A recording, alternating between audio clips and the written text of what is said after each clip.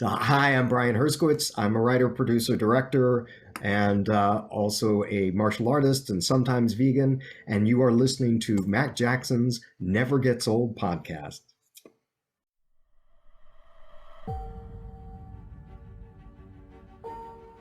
I'm Duncan MacLeod of the Clan MacLeod.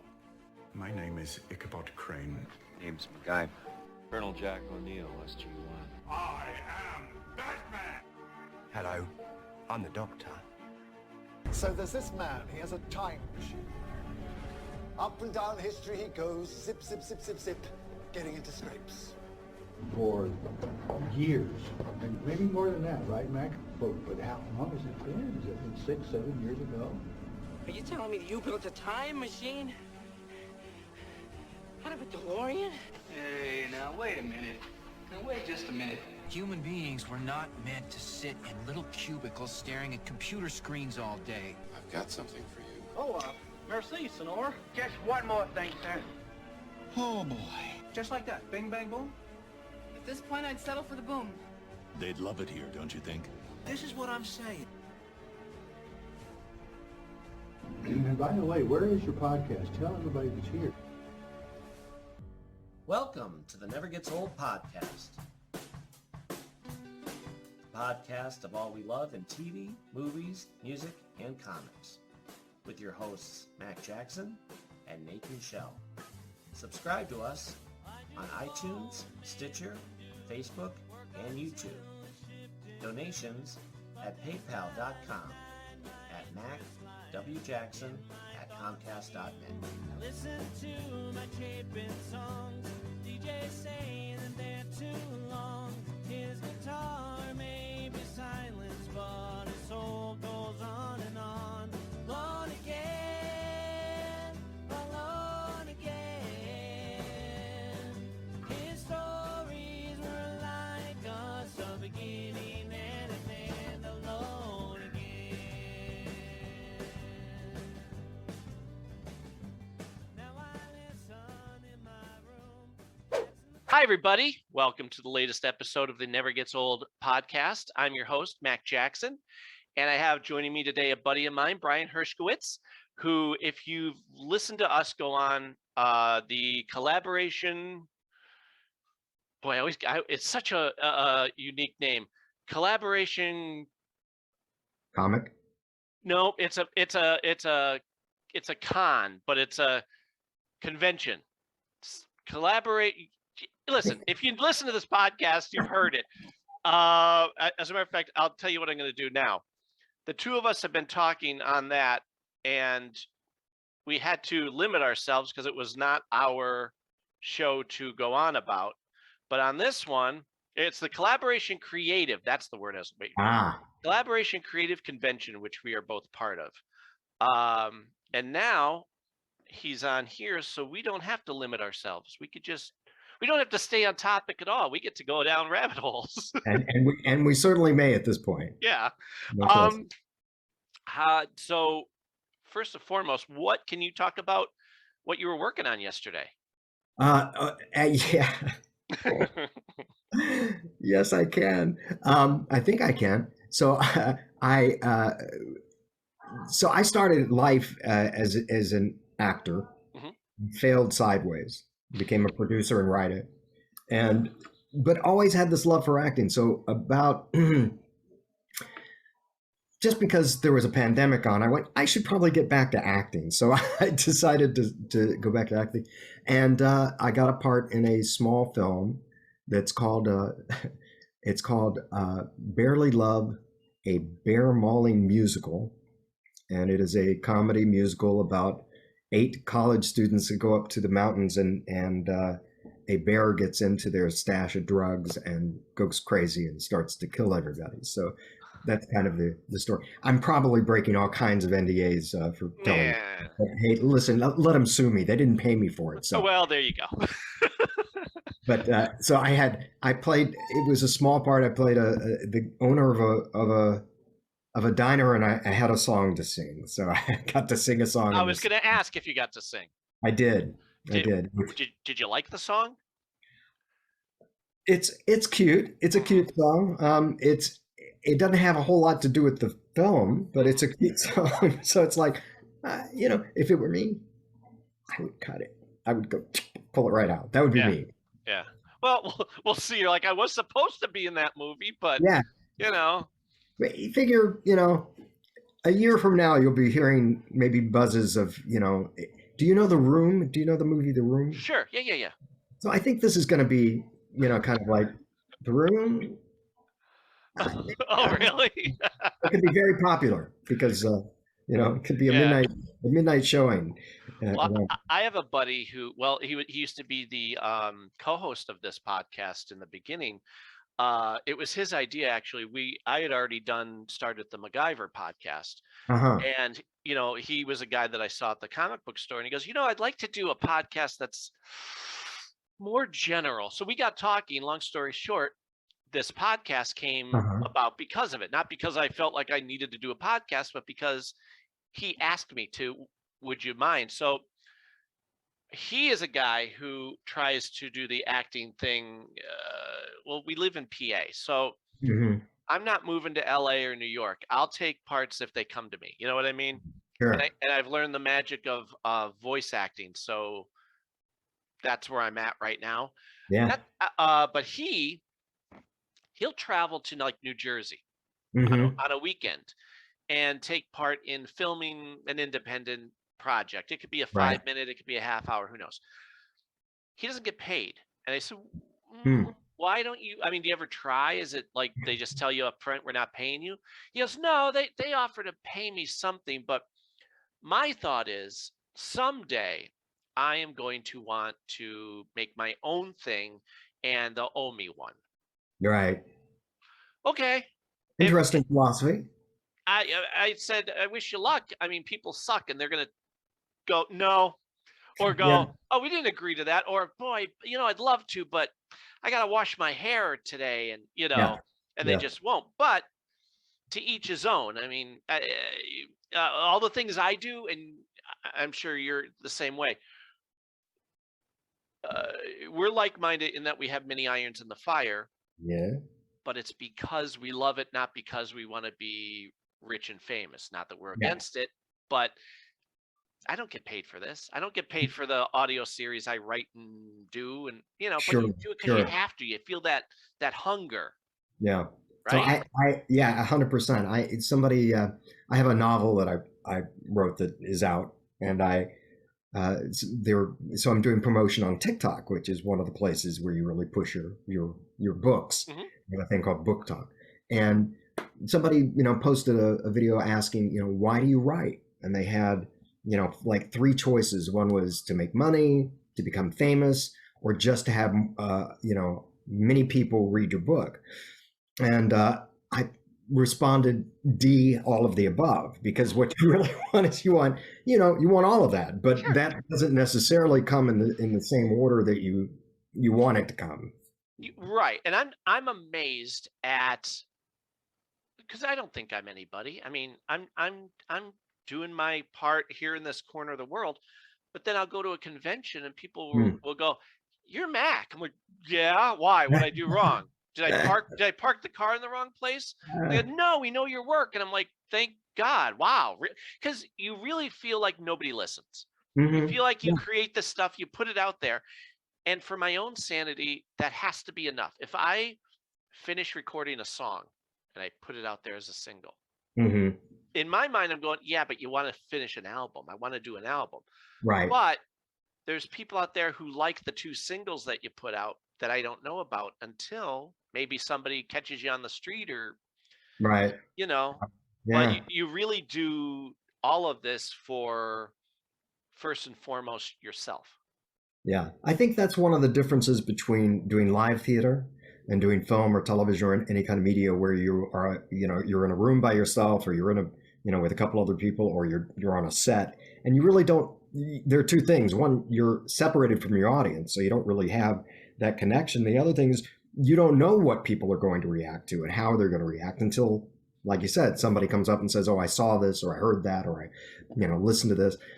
And live theater is, you know, the opposite, where it's immediate, you know, right away, whether they're with you or they're not. And there's something kind of magical about that as well. I was talking to Jay Barrazzo, who's big into doing live theater, and we were talking because I agree. Like you do get that instant, oh, good, they're liking this. They're okay. The drawback is it's fleeting.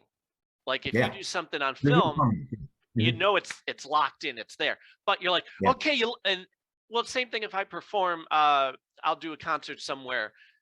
Great. In the moment, you're full of adrenaline. You want to keep going. I've done like 4-hour concerts just based on that adrenaline. My fingers are bleeding, but I don't care because you feel like everybody is with you. But when it's over, the next day, you come down from that. You're like, okay, what's next? Like I wish there was a way to bottle all of that attention from, I think the only way to do it is to have, a movie version of the live concert, to do like the documentary style stuff. That's, one way of making it more permanent, but you still don't, after the fact, it may live on, but it doesn't have that immediate, the audience, giving you that immediate gratification. And you talked about the adrenaline that you get. So. And I think it's a good thing mentally, I think, to just do it and not care about the after effect. Yeah. Right. Sure. Like you, I know from you and all your stuff, you do it and then you go, okay, but then you have to let it go. Yeah. I don't know what's going to happen with this. People may not care. People may not read my book or listen to this or watch that. But they might. Yeah. It's interesting. One of the things that I've had a few different people over the years, because I teach screenwriting. I've done that for a long, long time. And I was working with a group called the Hollywood International Film Academy. And they did an interview with me. And one of the first questions, the guy who runs we have a dog in the neighborhood. I can tell. One of the first questions that the guy who owned the studio said was, how do you write an Academy Award winning script? And my answer was very simple. I said, you don't. Right. You don't write an Academy Award winning script. You write a script that's the best script you can write. And if you're very fortunate, and if the, stars align. The stars align, everything is, goes perfectly, and you have that machinery behind you, that maybe you win an Academy Award. But nobody, I think one of the biggest mistakes, and this actually, if I can do it, a selfless plug. So this book. Oh, okay. Yeah. So that's a book I wrote on screenwriting. And one of the things that the title is Process to Product, because a lot of people look at the end product first and say, I'm going to make the biggest, best movie. I'm going to become the biggest star. And the problem with that is you don't have control over that. Right. You can think that you have control over it, but you don't. You can't control how many people watch.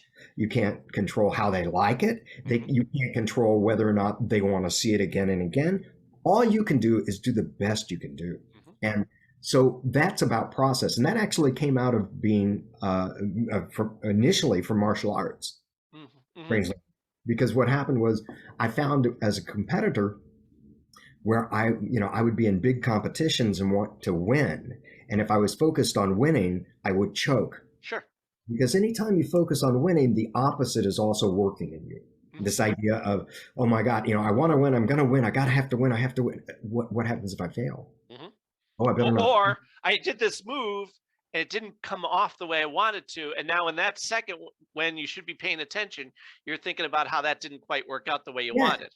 Yeah. Or the bigger thing is because you are now kind of tense about, I don't want to lose. I don't want to get beaten. So you become tight. And relaxation is one of the most important things, one for a performer and also for an athlete. And when you talk to guys, there was a book on sports psychology that I read when I was very young. And it really influenced me because it talked about these people that did their kind of visualizations before they would compete. And none of them were thinking, I see myself on the podium. I have the medals. They're thinking, I'm a high jumper. I'm going to start on my right foot. I want to have a 3 foot wide, stride. I'm going to push off on my left. I'm going to lift my shoulder over, all of those things are what they're focused on. That's the process. Yeah. And when they think about, I just want to jump really high because I want to win, that's when people, they screw up. Yeah. So I know I had a point to that. I can't remember. No. I'm with you. It's basically, I'll dive in and help. Please do. It's the journey. It's not the end result. Yeah. Is And again, essentially it has to do with control. It goes back to this guy who said, write a, and I've had people say, how do you write a best-selling book? And I have the same answer. Right. You don't write a best-selling book. You write a book and it becomes a bestseller. And it's the same with any artistic endeavor. Well, I constantly, and part of the whole reason of doing the podcast that I do is to shine a light on the good in the world and not the obvious. Like, oh, sure, we could talk about, the screen legends of whatever. Great. Enough people do that. I want to focus on the greatness that people let's say a television episode. Boy, that was really a smart line, or that was a good plot, or that character actor is fan-freaking-tastic. And if I can get them on, just let them know that even though it may have been a 1-hour episode in your long career, the way you did whatever really stuck with me, and it's about the good in the world. And so many people are great, but are they getting the recognition that they deserve? No, not necessarily. But if they're sane, they don't need it. They know that their craft is well honed. There's a lot of people who I had on this podcast and the MacGyver podcast where we're talking about, yes, I know you've done this, which everybody knows about, but what about how amazing, that was? Right. And it's just as important. But again, people tend to take this stuff for granted because they just take it. Same thing, like I know when I put out, again, like I said, music, yeah, people like it, but they're not buying 100 copies of the same single. If I'm lucky, they'll buy it once, maybe. But I think we live in a world where the majority of people take. They don't necessarily give. They go, yeah, all right, I could listen to that for free. Yeah, for sure. I could spend $1, but I'm not gonna. Well, God bless the people who did, who went, here's here's $1. Thrilled. Thank you. Because that, Have you been following what Shaquille O'Neal has been doing lately at all? No. So he and I don't know why he decided to do this, but he has a thing now where every day he goes out and he tries to do something good for the world on a daily basis, with like at a person to person level. And just the other day there was a family that I think had like 9 kids, and he saw them struggling with a car that was broken down or something, and he picked up this family and took them to a Mercedes dealership and bought them 2 Mercedes vans.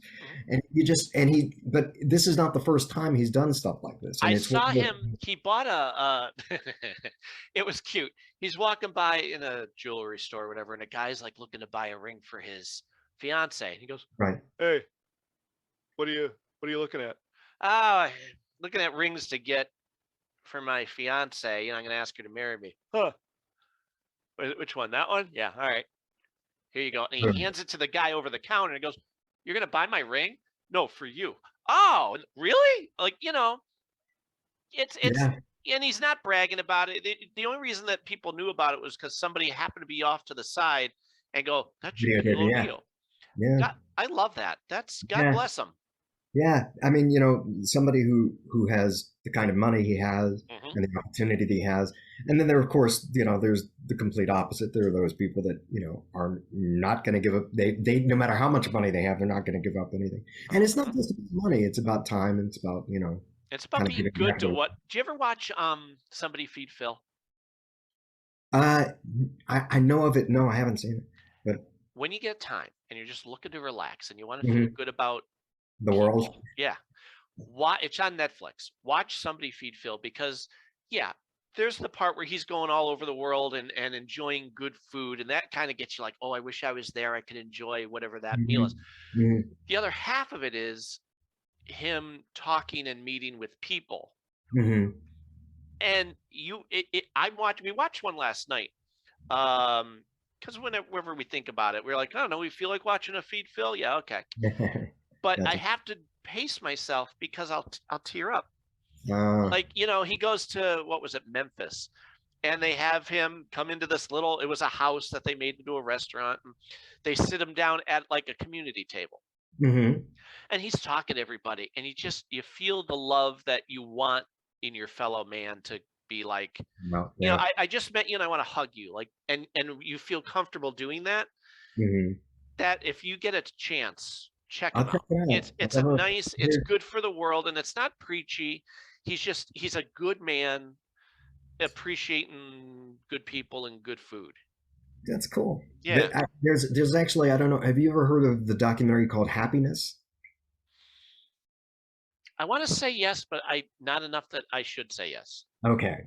So just real quickly, and you know, so we'll trade shows. Watch Happiness. Happiness is a documentary that examines what it means to be happy around the world. Mm-hmm. And what's fascinating is, you know, they have, you know, there are scientists, I guess, who have come up with like an index of, you know, a numeric index of how happy people are, and you know, they'll look at someone who is like a pedicab driver in India, who in a small town, who makes, you know, 20 cents a day, who's very happy. And then they'll look at, you know, somebody in Japan who's working themselves to death, who's miserable. And, you know, they look at all, and what does it mean? How do you obtain happiness, and what does it mean to be happy? I think it was, there is some country, and I can't remember which one it is, it may be Burma, maybe, where they have a minister of happiness, where they really look at, you know, what is it, you know, what do we want for our people? And they had an opportunity for a big industry to come in and like set up factories and bring a lot of money to the country. And they looked at that and said, it's going to destroy our natural environment, and it's not going to bring happiness to our people. We're not going to do it. And I just really thought, wow, that's an amazing thing. And this idea of, you know, that, you know, because we've got this society right now where possessions and money and you know, entitlement is one of the strongest motivators for people. The idea of, you know, it's mine, mine, mine. You were talking takers. Mm-hmm, mm-hmm. And one of the other things that you see over and over again is that giving and community are two of the strongest elements for happiness. So they showed a village in Okinawa where many of the people are, you know, they have the highest lifespan in the world in this one village in Okinawa, where, you know, half a dozen people are over 100 years old. But one of the things that's interesting is they have cross-generational kind of events where, you know, the 100-year-olds are taking care of the babies, and, you know, these people at 90 are still working in the fields, and they, as a community, they come together and do dances, and they do, you know, so there's this whole community. There's another one in, I think it's either Denmark or somewhere in the Scandinavian area, where same thing, where they have these communal homes where you have different people, everybody has chores that they have to do. And there was a woman that was a single mom, had 3 kids, and she's there thrilled because there's people that help watch over the kids. They all the kids have to learn how to cook, how to clean, how to take care of the houses, and the housing's very inexpensive.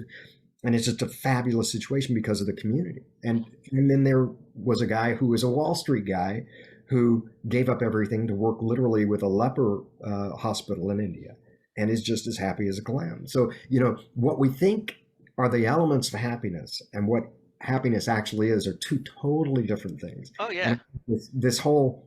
This documentary is pretty fascinating. I'll look it up. I'll definitely, that's the thing too. A lot of it I have to be prepared because I've always been sensitive, not in a bad way. I mean, sensitive as far as like, I'm not afraid to cry at something that's touching. Mm-hmm.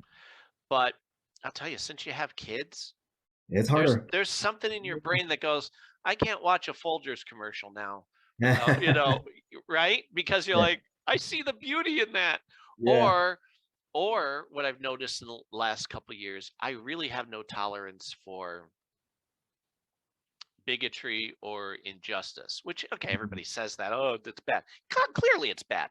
But I really have found that I just hearing a story of a minority being treated bad, mm-hmm. tears. I'm like, no, Yeah. no. Because I'll watch something, and if they were in front of me, I'd hug them, and I feel that need. Like, I just want to let you know, not everybody sucks like that. Yeah. Right? Yeah. Like, it's just No. it's something it wasn't a decision. It's something once you have children, whatever resistance you had to that emotion goes, nah, it's coming flooding. Yeah, for sure. But before we'll bounce around. Yeah. Conceptus, is that how I'm saying it? That's the name of the book. Yeah, that's why I just happen to have a copy. Hey, there it is. Whoa, that's big. Okay, Well, actually, it's not that big. If you put it next to my head, it's not so big. No, I'm thinking like, paperback kind of. That's what I was expecting. Yeah. Well, it's it is a paperback, but it's the same size as the hardback. Yeah.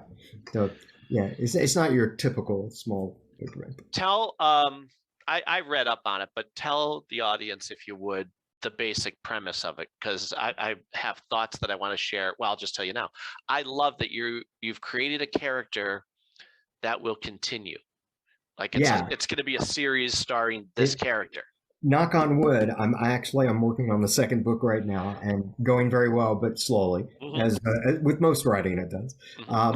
But yeah, it was actually the book started its life as a screenplay. Okay. And it came out of a conversation with the producer about a certain event in the news, and wanted to kind of riff on that. And I came up with this idea and this concept, and we talked about it. And my deal with him was, if you don't, he could only take it to one place. And he said, if I can't sell it, I said, that's fine, but then it's mine. I'm going to take it, do what I can with it. And so really happy with how the screenplay came out. And then COVID hit.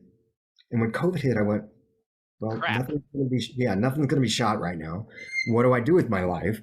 And I kind of went, well, you know what? It would be interesting to take a screenplay and use it as an outline, because I'm a big believer in the preparation you do to write being almost as important, if not more important, than the actual writing. Mm-hmm. And so I looked at it and I thought, I think there's a book here. And what's fascinating about that process is the ability to then take little side trips into the mind and motivations for the other characters, and not just have your action. Right. So I really enjoyed that process. And the idea behind this is it's a female detective, homicide detective in Columbus, Ohio, which, growing up in a very kind of Catholic community, she had survived as a young girl a really horrific attack that left her in a coma for almost a year. And then 24 years later, she's now a homicide detective, tough, really kind of a badass woman. And she is on the trail of a serial killer whose MO is strikingly similar to the attack on her. And she's trying to figure out, is there a connection? Am I imagining, or is this for real? And that's how the story unfolds. And if I tell you more, it'll be a spoiler. Right. Well, it's something too, because you said something that reminded me of how I feel. I don't throw anything away. As far as, like, years ago, I had come out with the first issue of what would have been, could still be, who knows, an original comic book series. Mm-hmm. Because I was told years ago, when I decided I'm going to be a writer, okay, well, I love comics, I want to get into that. Well, lo and behold, it's not necessarily if you're good enough, and especially at the time, it was who you knew, or if, like, Marvel in particular was doing are you a movie star? Why don't you write a comic? Well, wait a minute. What about the great writers, or even people like myself who are going, I have an idea. Mm-hmm. And they would tell you try to come up with an original character. Don't try and sell a Spider-Man story. Right. Okay. Right. So I did. I was losing my job, and they were we had trained our replacements, which is always fun. And they went back to Dallas, I guess, and we were just supposed to sit there. We had to sit there in case they needed us. Well, what do you do with your time? I'm like, I got time. I'm going to start writing my script. And with comics, with screenwriting, you have to not only do the dialogue, you have to say, in this frame, here's what I imagine. Right. This guy's up close, this guy's further away, all of that. So, and that was my lesson. And here's how you look it up. You do the research. Okay. Got it all done. Thrilled as can be. I'm really proud of it. Well, long story, much too long. Nobody calls you back. Or if I did, like, let's say I reached out to Marvel, because they used to have a thing where, do you have ideas? Do you have submissions? Send them here. So I did. And then it turned out like a month later, they came out and said, they're shutting that down because Marvel never reads anything that they're sent. I'm like, son of a bay. But I had other writers or publishers in the comic book community say, it's good. I like it. Unfortunately, we don't have anything. We're not allowed to take anything at the moment. So you're kind of like, and this feeling where you're like, but you said it's good. Right. And it doesn't, I guess a weaker person would go, all right, I'm done. If you cared about money or fame, there's your limit right there.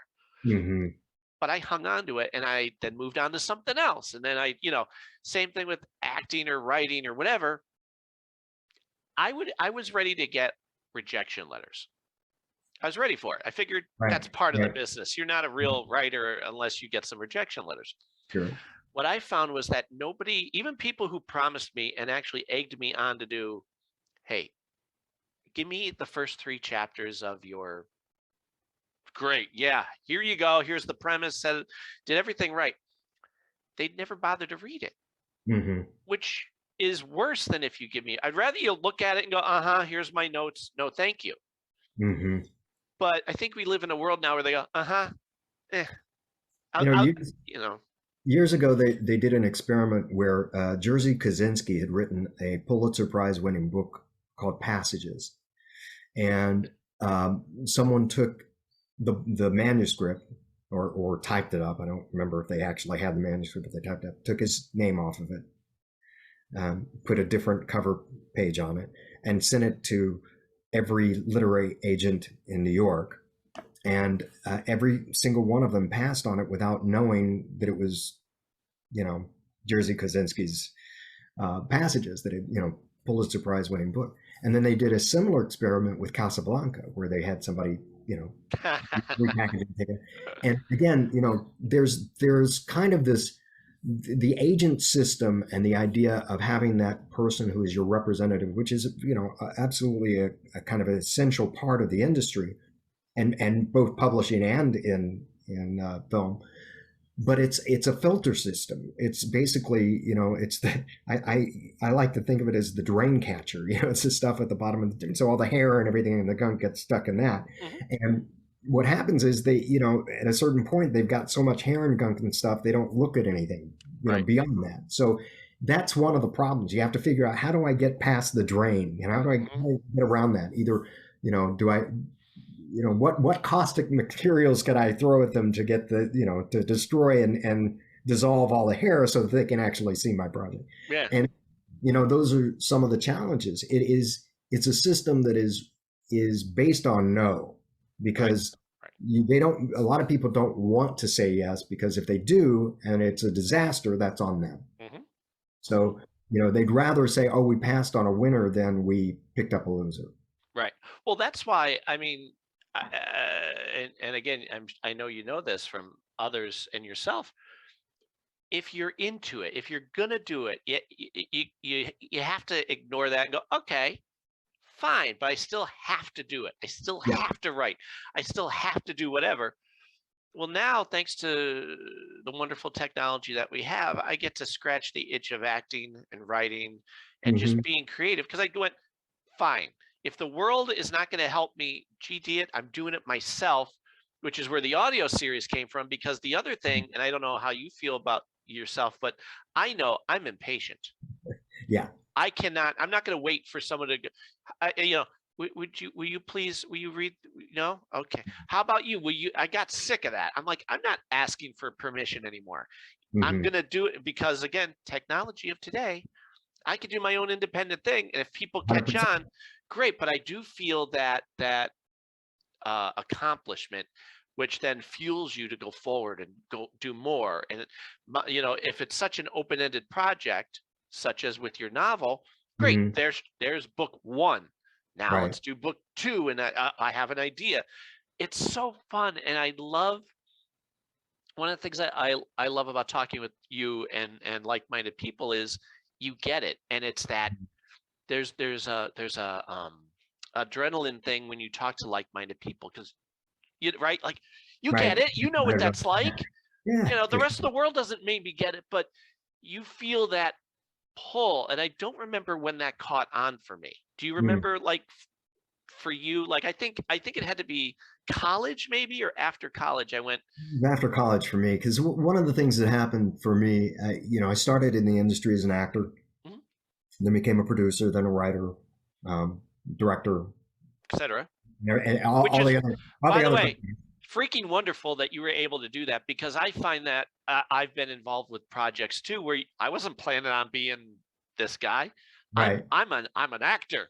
Oh, I'm writing something now. Oh, okay. Or I'm having a say. Next thing you know, you're right. Now you have a new title that you weren't planning on. Yeah, for sure. And you know, for me, it kind of goes back to this idea of process versus product. And because, you know, when I was young and I wanted to be an actor, I was passionate and desperate. And desperation is a bad thing for an actor, because it goes back to that idea of clutching, you know, of choking. So it came to the point where I went, I can't control what other people think of my writing. I can't control what they think of my acting. I can't control any of that. But what I can control is how I feel about it. Right. Am I happy with what I've written? So somewhere along the line, it would be really tough for me to pinpoint exactly where that is. But at some point, was it? I did a movie of the week for Angela Lansbury. Okay. And she was at the time still doing Murder, She Wrote. And their company came to me. I was represented by William Morris. I had a big agent. And they came to me, and William Morris represented their production company and said, would you write this comedy for Angela Lansbury? I said, yeah, I'd love to. So started working on it. Over the course of a year, I had notes from everybody from Judith Crist of The New Yorker to the producer at Universal, to the people at CBS, to the director, the producer, all these people, and they were all different. And I was trying to please everybody instead of trying to figure out what are they actually saying. And it was such a foobar, if you know the expression, that I eventually, they came to me and said, hey, you know what? It's not really working as dark comedy. Let's make it just a straight, you know, murder mystery. And I went, you mean like Murder, She Wrote? They said, yeah, you know, basically. They said, yeah, you know. And I went, okay. I said, I've done 27 drafts. You paid me for one. If I do another draft, I'd like to be paid. And they went, wait a minute, whoa, yeah. We'll have to go back to the network. I said, so go back to the network. In any case, the bottom line was they shelved it, and it was never done.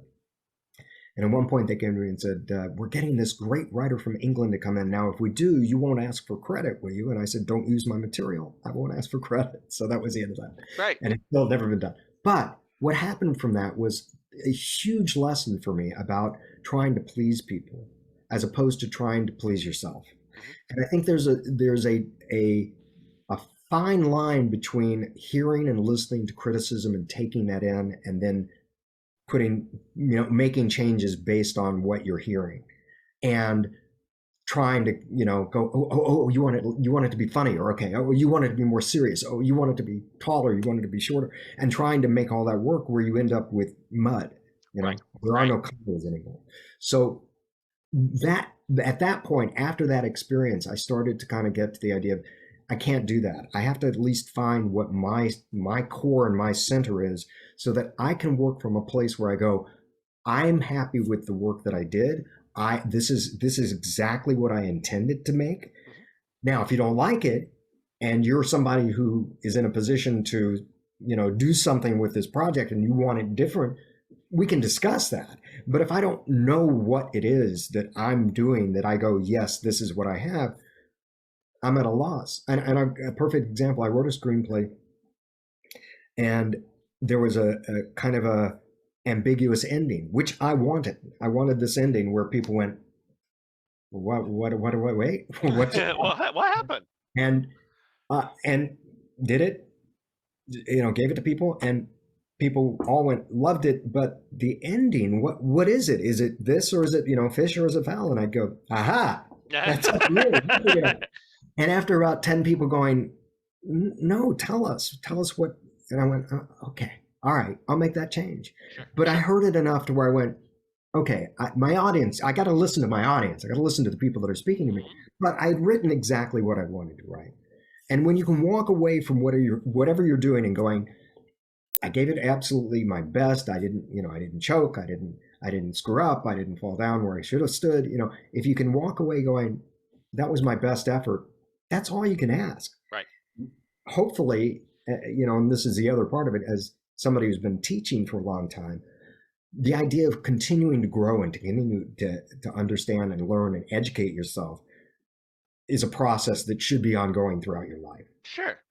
I'm still learning, and I'm older than Methuselah, so so that's all good. But you have to have the ability to go, okay, I'm happy with this. And now sometimes you're happy with a piece of crap, sure. Unfortunately, and people will let you know, you will hear, and you have to be able to be open enough to go, okay, I'm hearing it from multiple people. This is something that, even if I don't change it to their specifications, there's something wrong with this moment. Sure. There's something wrong with this page, with this event. But that could be fun. Like, again, it depends on the source, but I could use music as an example. When I have people that typically, if I write, I'm writing by myself, say music. Sure. And, I could do words. I have no problem writing lyrics. It's fun. I could be clever, whatever. But for me, it's tough to come out with a song that you've never heard before. Mm-hmm. 2, something that doesn't sound like something you've already done. Mm-hmm. And 3, and this is the hardest part, something catchy. Like, I want it to be, that has to be made. I could, because I do the music first because it's the hardest part. Lyrics, no problem.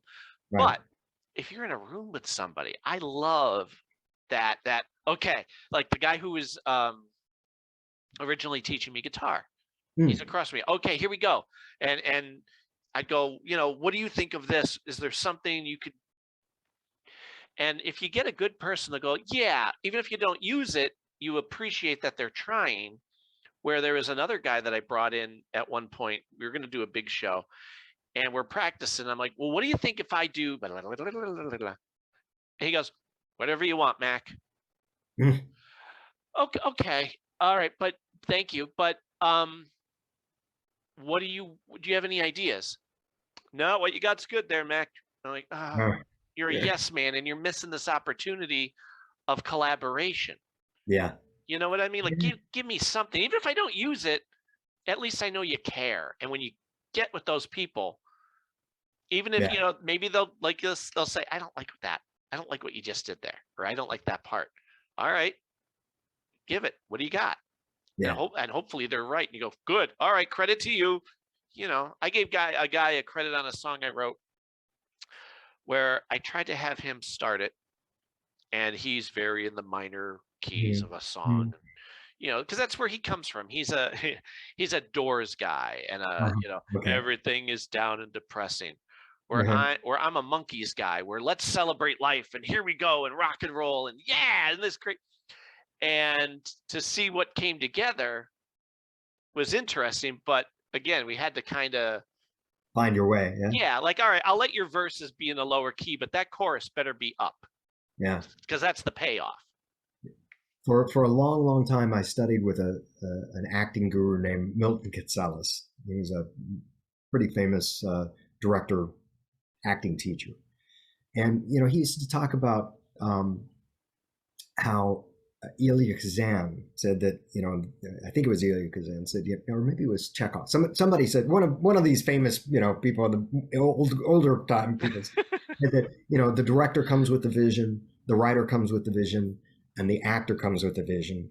And, those elements collide and make art, that together they become a third thing, So it is about the collaboration between, different people and what they bring to the table. Obviously film is one of the huge areas where it literally takes a village, and the bigger the film, the bigger the village. And, it is a collaboration, and it is something that if you listen to the people who you're working with and take the, there are areas I have very little knowledge of. I'm going to turn to the people that are smarter and better at it than I am to say, well, if I shoot this against a green screen, how do I do that? What do I do with this? So those kind of things, it's important that you have that back and forth in a lot of art. Now, not all. I mean, certainly, there are painters that don't necessarily want somebody else picking up a brush, but I think that, most of any kind of collaborative art, you want that back and forth, because I think it elevates the whole process. Well, you were part of the conversation, I think, when we were doing the convention thing, and I brought up the Showrunners Oath I coined, because people who have a successful show, and we named a few at the time, you can tell that everybody, all the way down to the catering service, all had the same vision, and you check your ego at the door, and it's about the final product and blah, blah, blah, blah. Right. And that's a television series. Right. Whereas, that has to be an every week thing, where I'm thinking of, what was the name of the Harrison Ford, Brad Pitt movie from years ago, where Harrison Ford was very vocal. He's like, this movie that we did is not what they promised. Was it the Irish thing? Yes. But you know what I'm talking about. Yeah, I know. It came out, and he's like, yeah, I know, I have to promote it, but I had problems with it because it was supposed to be this, and along the way, ego got involved, and other people came in, and the studio wanted that, and they bended and blah, blah, blah, blah. And in the end, and you see that all the time. I mean, look at all the movies that you go, man, this was good, except for that ending was just, why did they do that? And then it's because somebody came in and bullied them. And I've been talking about this recently, that one of the moments in a recent film where I just went, there had to be somebody that went, really? That's the solution? It was, and I don't know if I should spill the beans. I'm going to do it. So in the one of the DC Batman versus Superman. Okay, you're talking to a comic guy. Let's go. Okay. We got this. So now we've determined that Batman is, after Superman because he basically destroyed Gotham because of Zod and him having. Yeah. And he's going to kill him, and he's got a kryptonite spear basically that he's going to use to murder Superman with, and they're having their big fight. And he's got his, super hyped up Batman suit, and they're fighting, and he's got the kryptonite, and he's got him, and he's about to kill him, and Superman looks up and says, "Must save Martha." He goes, "Excuse me, Martha? What's that about Martha?" He says, "Why did you say Martha?" He said, that's my mother's name. We're buddies now. Forget it. We're fine now. We're buddies. And not only that, listen, I know you're probably, as a superhuman being, you can fly and stuff, but just stay here. I've got a plane somewhere that's already ready. I'm gonna go save your mom. You just stay here, but don't get up. You just stay here. I'm gonna go save your mom. I'll be back. We're buddies now, right? And that's the moment I go. Nobody said, does that seem a little? That's stupid. Is that anybody? No. Well, wait. Let's go. Let's go back further. Let's go back further. What about the fact that, and we can rant about this forever, but the moment that Snyder started Man of Steel, he did not understand or care, because I've watched interviews where he's been confronted with it, does not care about the characters.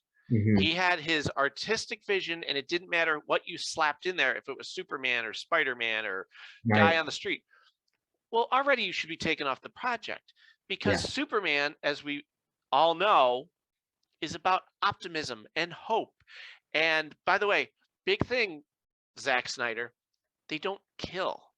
Superman and Batman in particular do not kill. It's part of what makes them them. Right. He has them just mowing down people, and he's like, oh, I believe that they should kill. Doesn't matter what you believe. Take your ego out of it. You're dealing with a product that is bigger than you. You are blessed enough to touch the cape of Superman and Batman. Holy crap. So, Man of Steel forward was nothing but a dark I'm upset because I have superpowers and my father told me to not save people. That's not Jonathan Kent. That's not how, So then you think, all right, Man of Steel, you messed up on. You didn't make him optimistic, and at no point did he save anybody in that movie. He never was like, give me 5 minutes, there's an avalanche, I'll do that.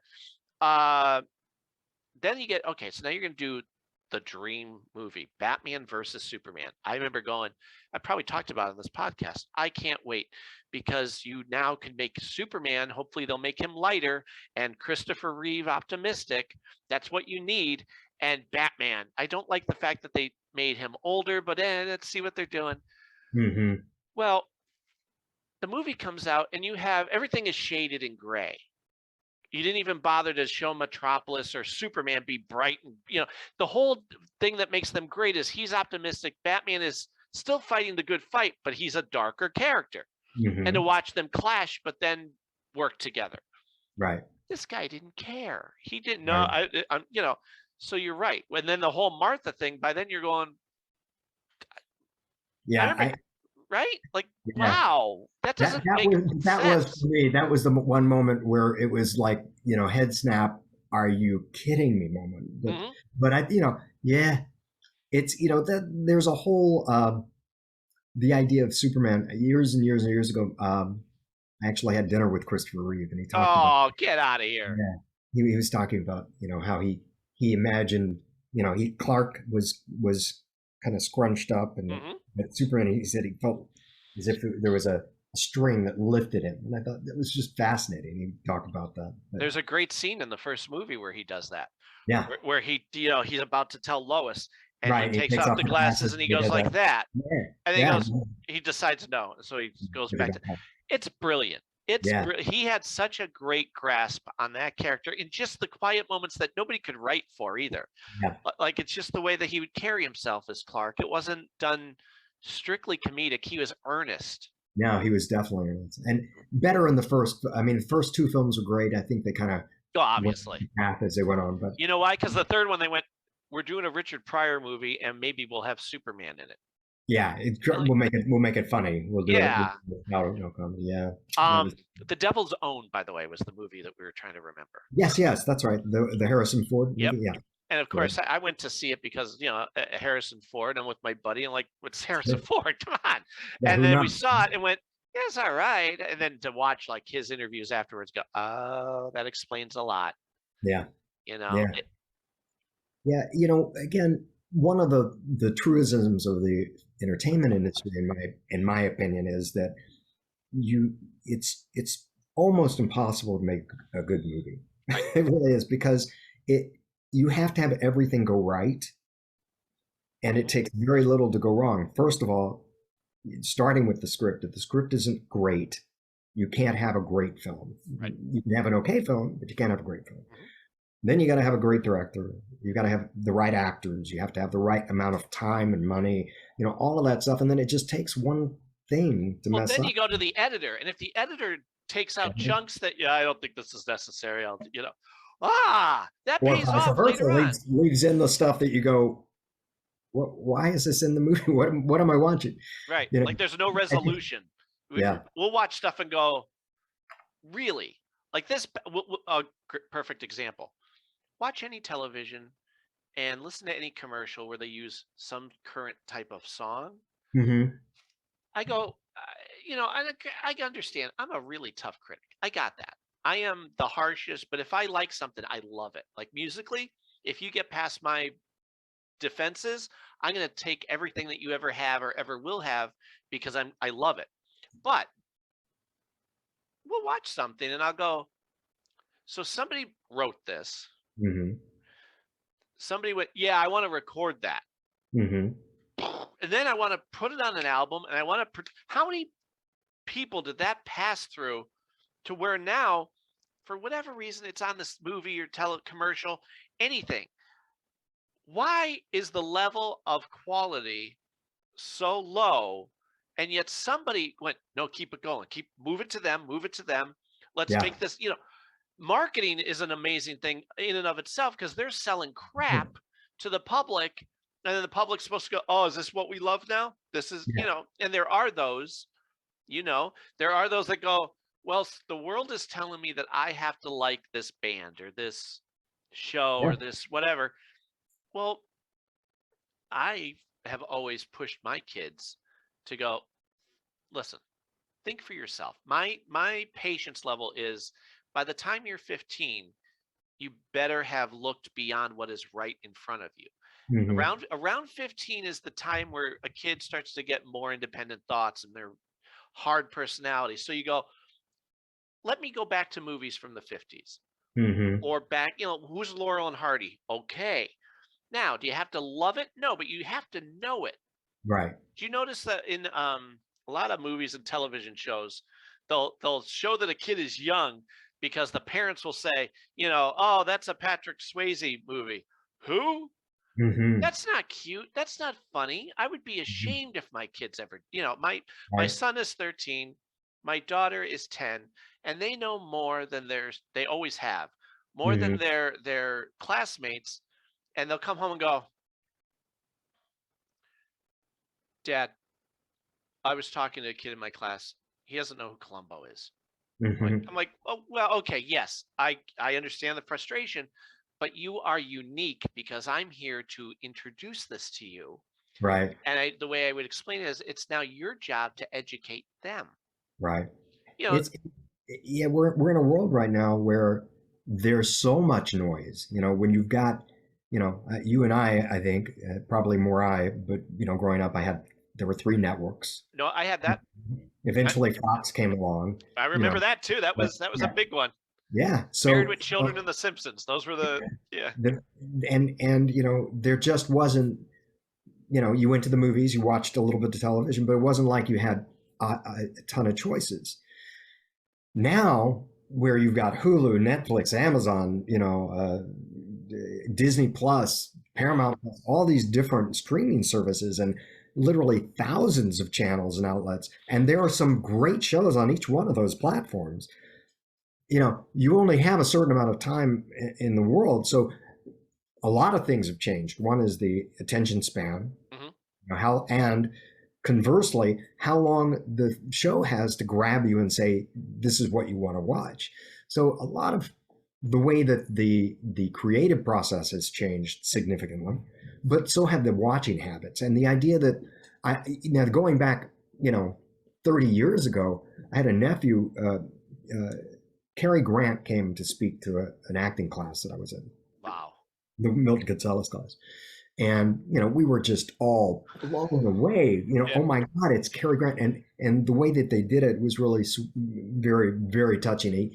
They had his Lifetime Achievement Award at the Academy Awards video, and, projecting that. We're watching that. And as he comes out on stage on the Academy Awards to accept his award, he came out on stage to talk to us. And we just went bazonkers, right? Yeah. And at one point somebody said, hey, why aren't you making more movies? And he said, oh, nobody knows me. Nobody wants to see me. And we went, you're Cary. A couple of days later, I'm with my nephew, who at the time was, I think, maybe 19. And he wanted to be an actor. He was out here working to be an actor. And we said something about Cary Grant. And I said, do you know who that is? And he went, I think I know the name. And I went, oh my God. Yeah. This is probably, one of the greatest stars of our time, if not the most brilliant actor, but still a brilliant actor, if you look at the body of work that he did. And, but the idea, you kind of go, well, okay. I mean, there are people that, don't have any relationship to the Beatles. They don't have an understanding of that, and you look at that and it is mind boggling, but you also have to go, yeah, but that was, that was 60 years ago. But yeah, but come on. Like, I'm not saying, and again, I try and look at it in a practical way. You don't have to know everything about them, but you should know. When you hear the name, you should go, yeah, I can picture an image. I know they were significant for this reason. Mm-hmm. And then from that, it could become something else. But at least know names. At least Absolutely. know, because there's a girl I worked with who her excuse was, I'm too young to know who that is. Like, Right. No. Are you older than 15? Yeah, I'm 24. There's no excuse. Yeah. Just know. know. I teach at Boston University in Los Angeles. I teach screenwriting and film finance. And I'm always amazed when I bring up a film that is iconic, how often the students, some will say, oh yeah, but a lot of them go, nah, don't know it, never heard of it, haven't seen it. Well, then we're watching it right now. Like, that'd be my thing. Is good. I happen to have a copy. I don't quite do that, but I do say, well, you got homework. You gotta go watch that film, and because it is important. You for two reasons. One, you have to build on the shoulders of giants, but you also have to avoid repeating the past. So you don't want to do exactly what somebody else has already done, but you also want to be able to look at what is great filmmaking, great writing, great acting, great music, and say, I was listening to actually an interview with Billy Joel. Oh, who, body of work is just phenomenal. Yeah.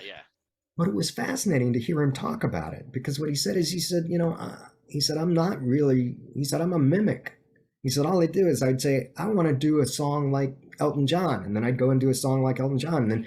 And then I'd say, I think I want to do a song like the Beatles, and he would do different styles of songs. And he said, no, there is no Billy Joel. It's not like I do, I do everybody else. And I was fascinated by that, because it never dawned on me as I listened to his music and, I adore Uptown it too. Girl or, or Piano Man, and go, I never would have thought of that in a million years. But when he said that, I kind of went, well, that's fascinating. Let me think about this. Let me go back. They showed him a clip on a Harry Chapin biography film recently that came out last year. And Harry Chapin is he's tops for me. Sure. Mike Nesmith, Harry Chapin, and then Billy Joel and Simon and Garfunkel, and all those. Right. So he's on it, and he goes, when I did Piano Man, people thought it was a Harry Chapin song because it's a story song. And he'd be playing it, and they go, "Who wrote that? Is that Harry Chapin?" And he goes, "I better check out this Harry Chapin guy." And he went, "Oh, I love Harry Chapin." Okay, I understand. And what a compliment he learned that to be, because Harry Chapin, he's a master storyteller, where his music, even if he had no words, the way he would write the music would give you the emotion and the journey. Right. And then you put words on top of it, which I found myself mimicking through influence, not intentionally. Yeah. When I write my songs, I've tried to write like cryptic, poetic, this could apply to so many things, and I can't do that. I start off writing that, and I'm like, nope, because that second verse has to kind of reflect. Third verse has to be the twist. Darn it, I wrote a story song. That's typically what I do, and I'm okay with that, because I'm like, that's not everybody can do that. And then you were talking about the influences. Simon and Garfunkel, Beatles, I want to say Beach Boys, but somebody else big. There are others that go, yeah, we don't really think of ourselves as writing our own sound. We are trying to be the Everly Brothers. Paul Simon and Paul McCartney to this day would go, oh, if you listen, we're in particular, I'll give you this song. We're trying to be the Everly Brothers. And you go, yeah, I see it, and you could feel the influence. And you go, yeah, that's why I like it so much, because it's a very tight harmony. You got a happy song, and there's acoustics in there. Yeah. But isn't that funny? Because you're right. Billy Joel's another one who you go, when you hear him talk about the songs, it gives you a new appreciation for, Oh, so when you wrote Glass Houses, you were trying to be more ruckus. Like on that whole album, it's a much more, loud album. He goes, yeah, that was intentional. I was trying to compete with, can't think of who the heck it was. Was it John Cougar Mellencamp or somebody at the time? He's like, I wanted to be ruckus like them because everybody was saying how much they liked it. I'm like, okay, then that's what I'm going to do. Yeah. Yeah. Fascinating, right? Yeah. Oh, I wanted to show you, speaking of, I'm wearing you're a martial artist too. Very good. You're into Brazilian Jiu-Jitsu, as I recall from our previous conversation. Judo first, and then Brazilian Jiu-Jitsu. Yeah. I'm an American Kempo guy. There you go. I did Sorenji Kempo for a while. Okay, explain that one, because I'm not as familiar. Sorenji Kempo is a Chinese form of karate. Okay. What American Kempo, it's basically the principles are based off boxing. Uh-huh. Whereas, say, with Chinese, it's very wide and it's very out, and it's beautiful to watch. But when I was a kid, I took Tang Soo Do, which is great for competition, chamber punching and all. But as a kid, and you'll appreciate this, knowing where I come from, I would ask the teacher, wait a minute, if I'm chamber punching, can't he punch me on this side of the face? Right? And the guy would go, you don't get to ask those type of questions. I'm like, well, how am I going to know? So, I started to realize there's holes in this. Unless I'm going to do competition, I want something that is street smart. I want to be able to, God forbid I'm in a situation, I want to be able to control it. Not necessarily win. Obviously, I want to win, but I don't have to destroy somebody. If I can stop them, I want to have options, essentially. I want to be able to stop them if I have to, but if I can just control them, beautiful. Right. So I discover American Kempo, and American Kempo is the principles are to keep it tight. You don't have to go wide with your movement. And it basically took a Japanese style, but then Ed Parker, do you know the name? Okay, he's the guy. He instead of going, nothing changes with our martial art. It's 1,000 years old. It never changes. Well, he would take, no, there's a hole here. This shouldn't happen. If I adjust this style, it'll fill in that hole. Right. So no matter what you're doing, I love that. I love that it's not so stubborn. And to watch his principles of movement and go, yeah, you're basically always covered. You never have to kick high. Typically, if you're going to kick, you never go above the waist. Right. For example, like Bruce Lee. Everybody talks about Bruce Lee. You know who got to be Bruce Lee? Bruce Lee. Because his style, you had to be perfectly fit. You had to be able to do spinning high kicks. Right. And, for his style. But for an average guy like you and me, I love to be, and I had somebody tell me this recently at the Kempo school, right before the pandemic hit. Guy who is a local boxer. He was a big name locally in Scranton, and Scranton was known for boxing. Right. Said to me, I remember when I first saw you, I didn't think much of you, because you don't come in, you don't draw attention, you're not trying to be a show off. And I thought, yeah, this guy isn't going to be able to do much. And then I saw you move, and you unleashed. I saw you spar, and I went, that's what I want. As a person, whether martial arts or anything, I want to be I don't need to have the attention, but I like to have what I call like Batman's utility belt around me. Right. Where I have all these secret weapons that nobody knows about that, you want someone who sings. Well, I do that. You want someone who can do, you know what I mean? And I thought, even though he didn't want to offend me, I said, no, that's the best compliment I could possibly ask for, because I'm unassuming. Right. And the thing, we have a guy, I thought of you because we had a guy in the class who was a jiu-jitsu guy. And it's interesting because Kempo is all about, you don't go to the ground. Right. It's not where the focus is. If you go to the ground, shame on you, because you shouldn't have. You should be able to go, bah, bah, bah. Again, side story, I did do a competition, and I did Kempo. You stand there and you go, all right. The guy comes at you, and they go, bah, bah, bah. And I hit him 15 times, like in 5 seconds. Blah, blah, blah, blah. I'm thrilled. I'm proud I did. This guy's not touching me. I'm proud to say, like, I had a job where I had to be physical and use these ideas, but not hurt the person. So it's about the control. Well, I'm doing this competition, and all right, blah, blah, blah. And the guy goes, point. And I'm like, yeah. He goes, no, to the other guy. What do you mean the other guy? He got the point because as you were, I said, but I hit him 15 times. I went over. I went, ba, ba, ba, ba, ba, ba, ba. He goes, yeah, but we didn't see that. What did you see? We saw this guy go like this as you were doing it, and his fist happened to graze you enough that we went, that's a point. And I realized, oh, so I'm not a competition. I can't do this in competition. You know what? I just thought, and I remember being ticked. I was ticked for a while because I'm like, that's unfair. I just got, hit him how many times? I don't remember how it ended up, if I won or whatever happened, but I realized that there's a difference between competition and, God forbid, you're on the street. 100%. Right? Because there's rules. You can't hit somebody in the back of the head or, do all these sort of things.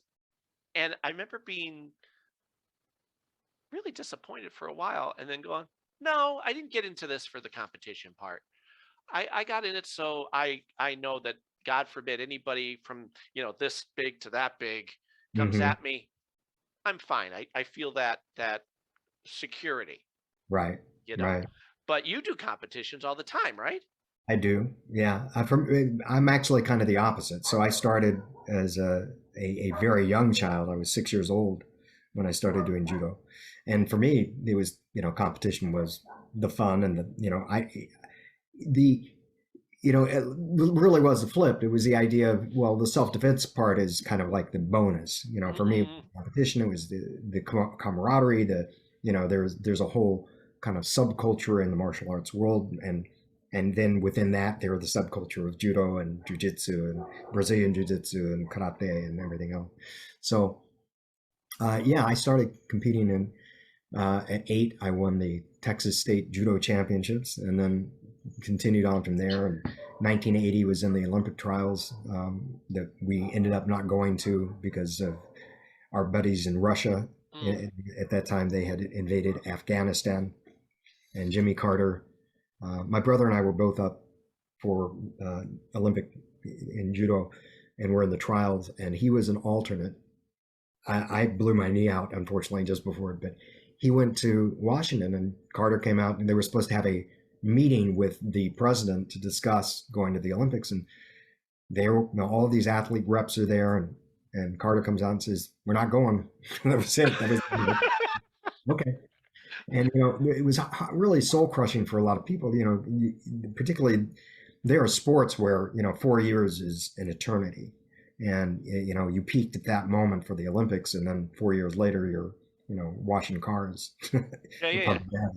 So, but yeah, I continued to compete for many years. And then injuries and other things got in the way. And for about a dozen years, I still worked out on occasion, but I stopped competition. And then in 2004, I kind of got the bug again, started coming back. And I've been competing both in judo and jiu-jitsu. I hadn't yet started jiu-jitsu at that point, but I was still competing in judo, fought in, now we're talking, I fight the seniors, which is the young guys, 20, 18 year olds. And then I also fight in the masters, the guys my age. And I've won the world championships in the masters. Sheesh. And I can continue to compete, in the juniors. But wow. they, it's getting a little embarrassing. It's like I'm taking my walker up to the mountain. But though,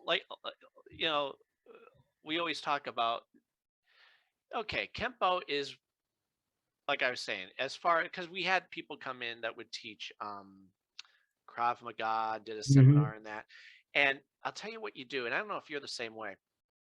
When you see it in movies or TVs or even just in life, you start to see the holes. You go, no, they didn't do that right. Oh, that was a mistake. For example, the one Krav Maga thing was somebody had them from behind, Mhm. grabbing them on the shoulder, and they went, you take your arm up and you bring it around and you Right. capture their arm. Well, with Kempo, the big mistake is if I can reach you, I can I can hurt hear you. you. Yeah. So the moment that you touch me, it's over. And that's not an ego thing. That's not trying to sound like a tough guy. It just is what it is. So we're watching it, and my Kempo teacher and I we go outside to have a conversation. He goes, come on. So we're going, for example, the guy grabs you, get him. Before you do anything else, I already have you. There's options after that. But you're not getting away, because in a lot of this, if you watch a lot of whether it's choreographed or real, you're in a fight. Well, there's no reason that the guy can't just step away. Right. At any point, you start doing your fancy swinging, the guy can just go like this and it's over, because now you can't reach him. So first and foremost, with all these moves in Kempo, you go, got you. Now I have you. You thought you had me. But the ground stuff I find fascinating. So whenever I get a judo guy or jujitsu, I want to watch that, because that's the stuff on the ground is where you're like, oh man, you're limited now. Yeah. When you're on your feet, you could do all this stuff, but when you're on the ground, you're one side, whatever side you pick, that's the ground. Yep. Yep. Ooh. And it's, it is a little bit of a truism that, almost all fights start standing. Most of them end up on the ground. They can, somewhere. yeah. So They can. I think a well-balanced, MMA fighter has to have both. Has to understand. Yep. It's funny too, speaking of the martial arts, with going to the ground, you're right. You have to be prepared for that, because and you can always tell someone who I tell my kids, when people are going to fight you, typically they're not going to do this. If someone's coming at you, they're so full of ego that they think they're going to swing at you at the roundhouse, and they're hoping for the one knockout punch. Right. Or they're going to try and do that dive and tackle thing where they get in the midsection and hopefully ground and pound you. Right. Right. So I always try and get them ready for that type of thing first and foremost, because that chances are that is what will happen. Yeah. If you get someone who knows what they're doing, okay, now it gets a little more interesting. But you also kind of hope that someone who knows what they're doing is logical enough to not get into a fight with you in the first place. Yeah. Right. Yeah. That's 90% of it. It really is. And, there is, and you mentioned Krav Maga, and one of the big principles of Krav Maga is not going to the ground, as you know. And because, Krav Maga, that was kind of the Israeli, self-defense system, was designed for multiple attackers. And going to the ground when you got multiple attackers is not a good idea. Yeah, you're done. Yeah. Because you got one guy you're grappling with, and you've got somebody with a gun or a knife or a stick, and you're done. So that makes a lot of sense if you got multiple attackers. You don't want to try and go to the ground, but of course, there's what you want and then what happens, and they're not necessarily the same things. And people were talking to me about how MMA is great self-defense, because you do have well-rounded attack in it. I said, yeah, as long as you're one-on-one, right? As long as it's and as long as we're not talking about a guy with a gun, right? And there's also, as long as you're willing to have rules like that, everybody's like, oh, MMA is great. You're still doing a sport. You have to realize you're limited as far as although I got to tell you, if you look at the very first couple of MMA competitions at UFC, the rules have evolved, because initially they were grabbing hair, they were throwing punches, back to the head, everything except biting, I think, was allowed at that point. And I can't remember if it was Kimbo Slice or somebody that was just had somebody by the hair and was just, on their crotch, just and you just sit there. So it's definitely something where you go, this is a little brutal. I think rules would be good. We're not on the street. It's not for your life. Let's lighten up a little. I have a buddy who is a multiple time world champion in jiu-jitsu and was an Olympian in judo. And years ago, he said to me, and I started taking jiu-jitsu, Brazilian jiu-jitsu, which is basically the same martial art. It's the same martial art, different sport, is the way I look at it, because Brazilian jiu-jitsu is the lineage is directly from judo, and Jigoro Kano, who created judo. And he was saying, but it's much easier on the body because the focus is on the ground grappling and the submissions. And judo is about the throws, the standing work more. And he said, you know, he said, I don't really call what I do judo anymore. I just, you know, I say, you know, I do jujitsu, or, you know, we do whatever. And he said, and he had these classes, he would do one-on-one classes. And he said, you know, I let the guy, I say, hit me, I let him hit me, and then I take him to the ground, then I choke him. And then I tell him how I do it. And I said, okay, that's great. He said, you should do this. And I went, no, I'm not. First of all, nobo's hitting me. Right. I'm not letting anybody hit me. Right. And second of all, you know, you're 6'2" and 210. I'm, you know, 5'4" on a good day with heels on, and, you know, 135 pounds. You know, no, this is not happening. He said, you know, you should teach it. I'm not teaching that, you know. Right. But I do teach judo, and I do, you know, work with in a couple of different dojos. Well, that's the other thing too. My preference through Kempo is I like the grapple. I like like if we're gonna spar and put on boxing gloves, well, now we're limited. And I've done that where it's okay. First of all, I have to get beyond your big boxing glove to even get you. You know, and then I can't grapple you. It's all just, you know, and I've sparred my teacher, and he gets ticked. Like, he takes it personally if you sock him. And he went to throw a jab, and I avoided it, but then like I bounced off his arm and then backhanded him.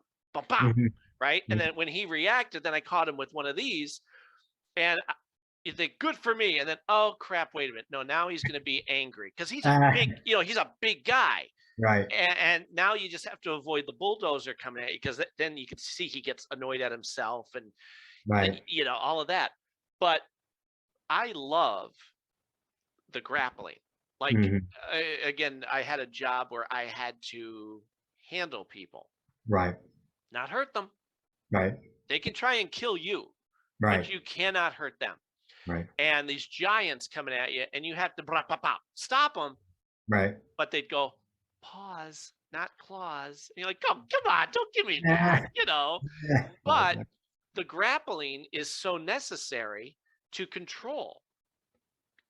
You know, if we're just going to strike, okay, well, now you're striking, so that means pain. That means you're, but if I can grapple you and wrap you up and take you down, nice. Now you're embarrassed, but you're not hurt. Yeah. You know, I know people that have had, like, a friend of mine who's another Olympian in judo, 2-time Olympian. He's a chiropractor down in Southern California. And he had a peeping Tom at his house. And he went outside and grabbed the guy and got him to the ground and put him in an arm bar and just held his arm there. And for about 30 minutes, I think, he just had him there. And then the police came and, you know, he let go of him and they arrested the guy. But, you know, that is a big part of it, is, you know, control the submissions, the ability to get somebody to just stop, you know. And judo has, one of the things that they don't have in Brazilian Jiu-Jitsu is pins, where you're just pinning your opponent to the ground. Of course, if I got somebody pinned, that doesn't stop them from trying to hit me or, you know, hit me or kick me or whatever. But the idea that I can subdue a person, I can stop them, I can control them, I can, you know, get them into a choke, or I can get them into a position where I've got control over their body and they can't move, is extremely useful. And, you know, that's why a lot of police departments do study Brazilian Jiu-Jitsu or judo. Yep. Yeah. My teacher was trying to get the local police to come in to, you know, come on in, we'll teach you some stuff. We'll show you some stuff. And you'd be amazed at the level of, we're tough enough. We don't need to, we're the police. Well, okay, but if you got a couple guys that came in that let their egos go, then you're like, welcome, come on in. And, you know, because they think, oh, it's karate, it's all sporty, it's not realistic. Well, come on in and we'll show you the difference between what you're thinking and what we do. Right. And you know, like, he made free seminars for these guys and they wouldn't show up. Like, come on, you're not wasting anything. Nobody's, you know, you didn't lose anything. We're not charging you for it. Right. But the ego, which is what I was going to say to you too. The one thing since COVID, I used to take my kids, we'd go on a Saturday, they'd have their class, and then I'd have my class. The thing I don't miss is if you get people with the alpha male syndrome. and you know this because people who do any sort of sport, let alone martial art, you have those that they size you up and they're going to like, I need to show you that I'm better than you. Yeah. Calm down, dude. Let's be a brotherhood. Let's all get to, let's. Yeah. And there was a couple guys who I gelled with well because there typically was an ego with them. It was, you help me, I'll help you. Let's go over the techniques. I'll give you my 2 cents. You give me yours. Great. But a lot of these guys, you just go, I don't want to deal with that. Especially the older you get, you go, I don't have time to deal with that tough guy garbage. It also has a lot to do with, when I was younger, if somebody got me in a position where, I was going to get hurt, I would let them hurt me. I would would? Yeah, I just sit there and go, you're going to break my arm? Go ahead, double dog dare you. More recently, I've kind of gone, guy's got an arm bar on me. If I struggle too much, he's going to break my arm. Do I want to have my arm break? So I started to get, you start to get a little bit more cautious. I actually, not that long ago, somebody in a workout broke a rib. I didn't realize it. So now I've got this rib that pokes out. But, you do that kind of stuff and you just, there's the ego part of me that goes, I'm not going to, I'm not going to give in. I'm going to fight. Yeah. And you go, well, to what end am I, I'm in the dojo. I'm not on the street. I'm not, it's not life or death. Maybe it's better to say, okay, you got me. Let's move on to the next thing than, fight until you're bleeding from every orifice. So that's kind of been my shift has come slowly, but it only took about 50 years for me to make that. But you'll notice that even before you get physical, there's people that walk into a room and you go, Oh, there are guys I won't work with. There are guys, and there are always those guys that, they have 2 speeds on and off. And, you don't have, there's no adjustment for age, gender, size. They're just going to go. And, at a certain point, like I said, you kind of wise up and go, do I want to be, do I want to have knee surgery again? Do I want to have my shoulder separated? Do I want to, so you start. Or do I really have to do a lawyer thing now? Because, okay, I won, but now he's going to whine and say that I hurt him. Right. Yeah. Right? Yeah. I've had that happen. Yeah. We're like, whoa, you started this. Yeah, but you hurt me. I had a thing not that long ago. And, again, I'm not a young pup. And there was a guy who was a kickboxer, very good kickboxer, like, competitor. And he maybe in his 30s, maybe.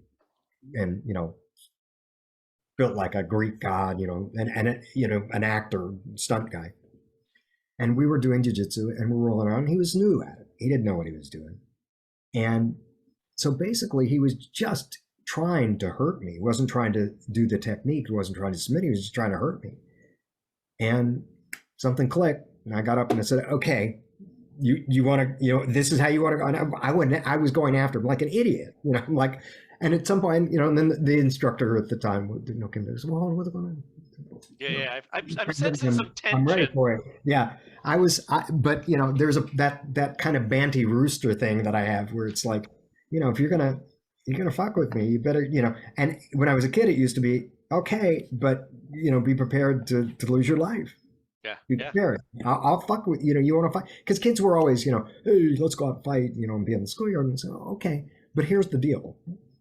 I'm too small not to go for it. So if you want to fight, we'll fight. You're gonna hurt. Yeah. But one of us is not going to walk away. Do you want to be that person?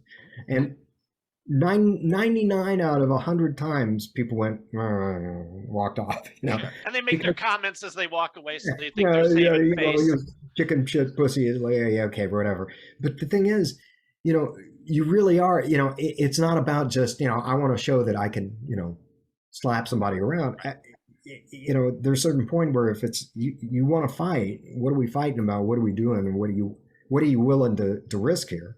And if, and I would say, I had a few lines that I would use, like, listen, you might hit me, but you might also get your head split like a ripe melon. So it's up to you. What do you want to do? And people would look at this, at that time, like 90-pound kid and go, why is he saying it like that? What does he know that I don't know? You know, Right. And most of the time they would back down because it is a lot about ego. It's a lot about, you know, machismo and showing, you know, like you said, the alpha dog syndrome. So Yeah, I'll tell you, I've always had to deal with the people who think, and this goes back to, it could be grade school, it was high school. I had to hit a couple of kids in high school, and it was the same thing. Oh, he's a nice guy. That means he'll take my crap. I could kind of practice on bullying with this guy because he's smiling and he's happy and I would get to the point where I go, okay, I'm laughing with you the first time, but now you're doing it again. And now you're pushing me. Long story short, within 3 months, because again, my patience trying to avoid hitting somebody. This is before Kempo, by the way. This is just being a kid in high school. I got to the point where I went, today's the day. I've hit my limit. I did the ha with you. Okay, that's funny, but let's stop doing that. Stop doing that to the, hey, I'm serious, you know, enough. And then you go, now I've tried everything else. Apparently physical pain is the only thing that's going to get through to you. And I always say, it's not like I found out real quick, it's not like the cowboy movies. You smack somebody good, one shot, boom, and they drop. And I went, oh, that went better than I thought. And like, then you brace yourself because you go, give me more, get back up. And now they look at you. Both guys looked at me like, Jackson punched me in the face. What the? But you're supposed to be a nice guy. Yeah, but I've told you to stop. Yeah. My son, a couple of years ago, I had him at the park, and he did a line like you did. There's an older kid. I mean, this kid's twice his size. Takes his hat off him and does that type of thing. Now we're sitting there. The parents are talking. I don't know whose kid this is, but he goes over, takes his hat off, and is holding it up high. And my son looks at him and goes, give me my hat. No, what are you going to do about it? Well, and this is the line I love. He goes, I'll hit you. I don't want to hit you, but I will. And the kid goes, yeah. He goes, yeah. And at that point, somebody had gotten my attention and said, look. And I stood up and said, hey, give him the hat back. And he throws the hat on the ground and runs away. But I heard him say, you know, I don't want it, but I will. I thought, yeah, I like that's some good psychology. That's nice. Right? Do you ever train with any weapons per se? Not really. When I did Sorenji Kempo, the Chinese karate, we did bow and nunchuck. And, did you? Okay. So I've done a little bit of that, and it's fun. The thing for me, you know, like I said, I got my black belt in Kempo, but for me, it was more choreography than it was martial art. It was more, you know, in terms of this instructor and the katas. Yeah, it just wasn't really, you know, the sparring didn't feel organic to me. And half the time when I was doing a kata, I would go, what am I hitting? What am I doing? You know, I know I'm, you know, striking and blocking, but where are people coming, you know, because I didn't, you know, you didn't have necessarily that interaction. So sure. I went through the black belt initiation, and it was like a 10-hour day of humiliation. You know, that was kind of their MO on that. And I went, I'm too old. And yeah, I don't have the patience for that crap. Yeah. And it was actually the week before the National Judo Championships, and something I did, I pulled something, and I was like pissed about the whole thing. So I didn't continue beyond that. Sure. But I did I did like I said, the bow staff, and I did the nunchucks, and they did have swords. I don't think I ever got into any of the swords. I did the Chinese broadsword a little bit. Mm-hmm. I fenced, so I understand sword work. I have fenced. That's fun. It's tough. Yeah. It's when the whole thing, when they teach you, oh, you're not stepping, you're hopping equally on each foot. Right. I was like, oh, that's not easy. And you have to kind of cover your movement so the person that you're against doesn't know you're moving forward. Right. Wow. Right. Yeah. But for me, I other than that, in Kempo, I do the sticks, which I love. Because first of all, I love Daredevil. So he's with the Billy Club. So, you know, and with the sticks, it's basically, you can use it as an extension of Kempo, of what you're doing with your hands. And you lock people up, and you learn how to do that. And it's not just a ta ta ta ta ta. It's use them to wrap somebody up or disarm them. You know, Right. you go through the whole I love it because besides being practical, it's really cool to watch. Yeah, it is cool to watch. Right? Because if you get a Nothing good fun. martial art, you go, oh, that makes so much. It makes sense. It's logical. Mhm. Whereas like other styles I tried, I'm like, it's pretty, but if you go up against a boxer, he's going to kick the crap out of you. Yeah. You know, because Right. this doesn't. This Right. guy's right here. He goes boom. Right. You know. Yeah. Very much so. Have you seen any good TV or movies? I saw some of your posts. I didn't want to. What have you been enjoying lately? I should say. Well, I have to say, I have to do a plug for Dave, which is a series that my wife is on. Okay. Which is one of, I think, the best sitcoms of the last decade. Yeah. It's just really, really fun. And it's a gentleman by the name of Dave Bird, who is a rapper named Little Dicky. And it's his story. It's basically his life story. My wife plays his mother. My wife is Gina Hecht. Right. And he, it's irreverent, it's funny, it's real. The supporting cast is spectacular. It's just and beautifully written. It's I'm trying to Jeff. What is the name of the guy? It'll come to me in a minute. But one of the showrunners was a showrunner for Curb Your Enthusiasm and Seinfeld. And which she was on, by the way. I saw her episode the other day. Yes, yeah, she was on. Yeah, yeah, she's working a bit. Yeah, a little bit. Yeah, she's doing that and playing poker. That's her other big thing. So I love Dave. I've been watching Ozark. I think Ozark is still really, really a fine show. What else have I seen? And then I watch bizarre stuff like my eldest daughter. Made me watch Death Note. So I've been watching Death Note. What's the idea of that one? Death Note it's a anime, Japanese anime. It was also done as it's kind of here's a bizarre, 6 degrees of separation. It was done as a live version Netflix movie, and I was one of the voice actors on it. Nice. But Death Note is the idea that there are Shinigami, gods of death in our universe that live in a different world. And they have these notebooks and they write a person's name in the notebook and they die. And that's how people live and die. And they're not good or evil. This is their gig.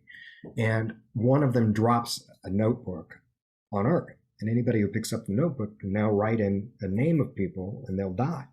And this kid finds it, and a high school kid, and doesn't know what to do with it or what it is, and then kind of reads it and goes, oh, I guess it must be a joke, can't be real. But he sees a crime taking place, gets the guy's name, writes it down, and the guy has a heart attack and dies. And he goes, so he starts to become kind of power hungry about this idea of, I can make the world a better place because I can get rid of all the bad people. But then he has to put rid of the good people who are trying to stop him from getting rid of the bad people. So it starts to escalate. And that's the series. And it's an anime series. Like I said, it is also a TV movie for Netflix. Willem Dafoe played the Shinigami. Wow. Yeah. So it's an interesting movie. That's a good one. I liked what of the there are a few interesting things. There's actually a German series I thought was just fascinating called Dark. Okay. All right. I got into that last year, and it's really convoluted. Like, it's tough to follow because I'm like, wait, you're jumping between timelines, and I'm supposed to know that kid is this adult, and I'm probably gonna have to go back and start it from scratch just to kind of remember where I was. If you can hang in, the payoff is pretty good. That's what they say. Yeah, it is. It's interesting because there have been some foreign series that have been very interesting. I've also been watching Money Heist.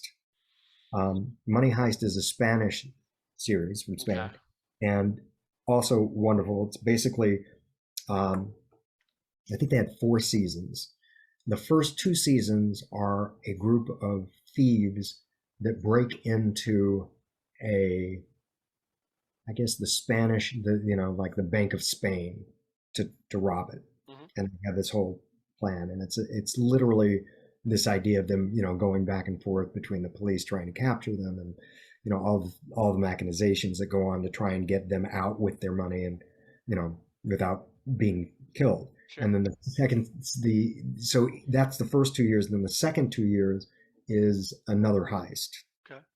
Same people? Okay. And I can't, maybe it was only one year, may have only been 3 seasons, but really terrific. The acting is spectacular. Some of the writing, there are a few things you kind of go, really? Well, all right, but really, really terrific acting. So I've really enjoyed that. I'm trying to Did you watch Squid Game? I saw Yeah. you post some. Okay. I saw that last month. I did Squidward Game. That's yeah. What did you think? Mixed. I thought overall, I thought it was really well done. I really thought that the acting was spectacular. I thought the production values, strangely enough, the one place where I went, God, they couldn't do a little bit better here is when they brought in the foreign investors, the people that were coming in that were actually, the people behind. I got you. Yeah. The Americans and the Sure. British people that came to watch and were all, they were the ones that are basically funding this thing.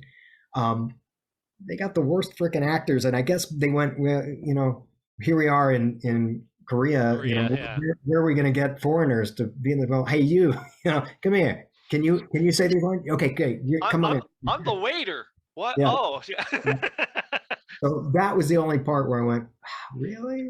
See, for me, I tried to avoid it because I find myself, if the world tells me you have to love something, whether it be the Beatles or whatever the current fad might be, you have to love it. No, I don't. So I tend to go, I'll get there on my own terms. Right. I'm not hopping on the bandwagon type of thing. Right. So anyway, after doing the convention, who was it? Somebody was telling me, oh no, it's good. You should see it. And I went, all right, I'll give it a shot. So I watched the first episode, and at first I'm like, I appreciate the difference in Korean filmmaking. Mm-hmm. Not to sound all hoity-toity, but no, I'm like, okay, I can see the difference, and I appreciate that. By the end of the episode, I'm like, when they do the whole run, stop, go, I'm like, oh, this took a hard left. Okay. Yeah, very much so, yeah. And I'm thinking, all right, how many episodes? 6? Okay, I can watch 6. And then, no, it's 9. Like, oh, whatever. I'm in it. So I watched the whole thing. And I love the whole thing because they do a thing where nobody's safe. Right. You really don't know. It was, I think Lost was the first show to really do that to me, where you think this is your cast. No, it isn't. It's your cast for this episode. Well, and Game of Thrones famously, was one of those shows where you thought, well, that's our lead. That's our, Sean Bean is going to be the guy. He has no head. Oh, no, probably not that. That happened. Wait a minute. A lot of flashbacks, maybe. Yeah. So I start, I'm invested, and the only complaint I have is in the end. Because you're rooting for this guy. This guy has a story to tell. I don't want to spoil it in case people haven't seen it. Okay, everybody spoils. I always try and warn people. Right, spoiler word. Yeah. At the end, he goes back. There's no logic reason. Your main thing was your daughter. Right. You got everything and more, and boy, have you paid for it. You're bringing up something that was the other thing. I went, really? What happened? He just did all this for his kid, and now he's not with his kid. And he got out by luck. Because how the heck, you can't dictate, oh, I'll just do it again. No, you did some horrible psychological crap to yourself just getting there. And now to go, let's do another round. Why? Because they want to do another season? Use somebody else. I think you've hit on something. I think you've hit on it. But at that point, that's just why it made no sense to me. And I just went, you ruined it. You ruined a great, I would have said this was an excellent series, except that last scene, I just went, nah. Sometimes that's what leaves the lasting flavor. That moment at the end where you go, you're either with it or you aren't. But Yeah. They're doing a sequel to now. I Am Legend. Are you aware of this? Really? Like a movie? I don't know how. With Will Smith. Oh boy, how? I don't know. We know how that movie ended. Yes, I don't know. I don't know if it's flashbacks. I don't know if it's. I have no idea. Right. But I'll be curious. Yeah, me too. If they do it He well, definitely got blown up. Yeah. I don't know how they're going to figure that out. Right. But, it would have to by be. the way, that was another movie where I didn't like that ending. Yeah, me neither. Me neither, because we're watching it and we're invested in it. Oh boy, this is great. And by the way, did you notice on the billboard, Batman versus Superman, before it was an actual movie, because they had planned on doing a Batman Superman movie years before Zack Snyder. So when it was, are we, aren't we? Just do it as a billboard and see what people say. To this day, people still point at it and call it out. Yeah, you know. Yeah. And we loved it. We were enjoying it. Weren't crazy about the wide-jawed zombies. Like there was no reason to have their jaw go so. Like you didn't need the CGI. Yeah, right. Zombies are fine just as they are. Yeah. And then you're right. In the end, you go, Well, the thing that bothered me about that was, so he's allowed the girl and the child to escape with the antidote for what is going to basically save humanity. And he's trying to, for some reason with the zombies instead of going, I think I'll run too.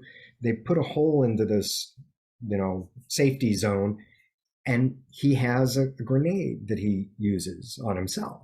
And I thought, throw the grenade. That's what they're there for. Run, don't just sit there and go take my face. And part of it is, well, you figure he had already lost everything. His family was gone. His dog is gone. And I went, for me, I would have rather him lived, and then I would have a sequel. Now I have no idea what they're doing, but right. Well, that's the thing. A lot of last 10, 15, 20, maybe too long. It seems like the writing for film and television is the hero dies no matter what. Like a lot.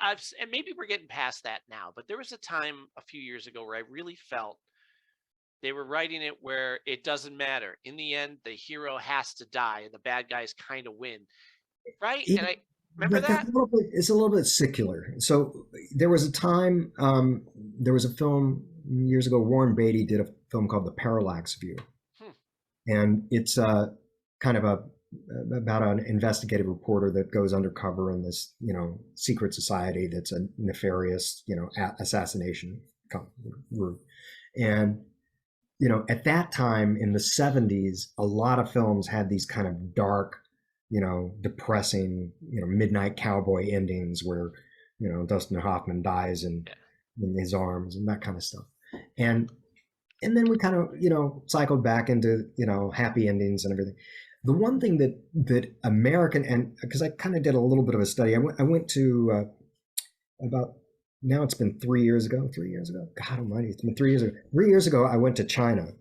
I was invited as one of 5 writers, mentors to come and be, to mentor writers for the first Chinese national screenwriting competition.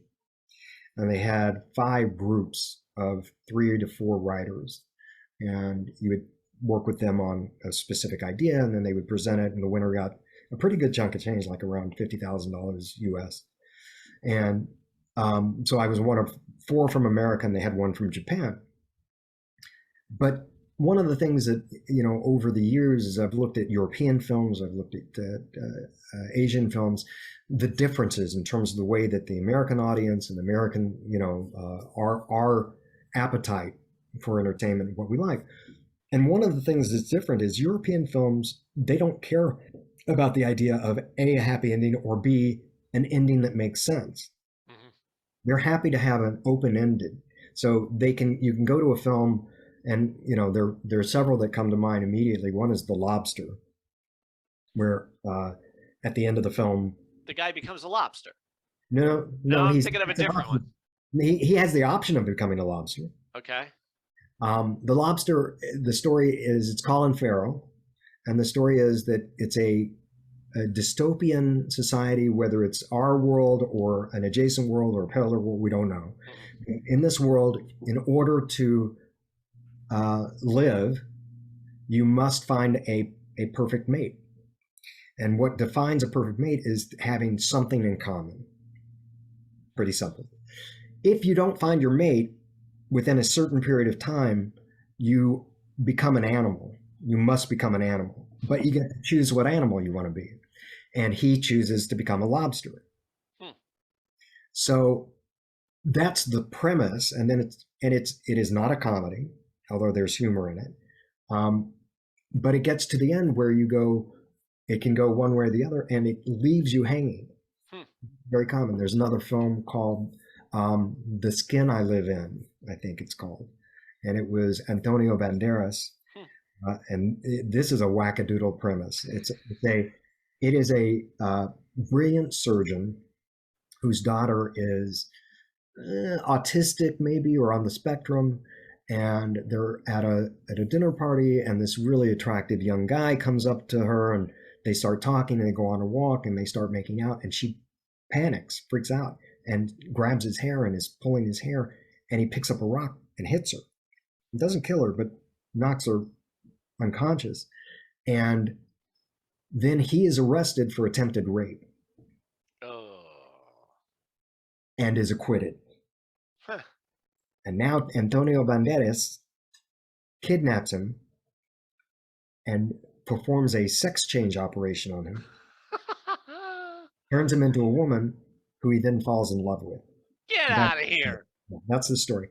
And wait, Antonio Banderas falls in love with the guy that he turned her. Listen, he did a great job. She's really cute. Apparently. Yeah. But it's about that transition and about, his getting to know this person. Now, like I said, it's a wackadoodle. And at the end, you sit there and go, this is where we're going out. This is how we're ending this. Really? This?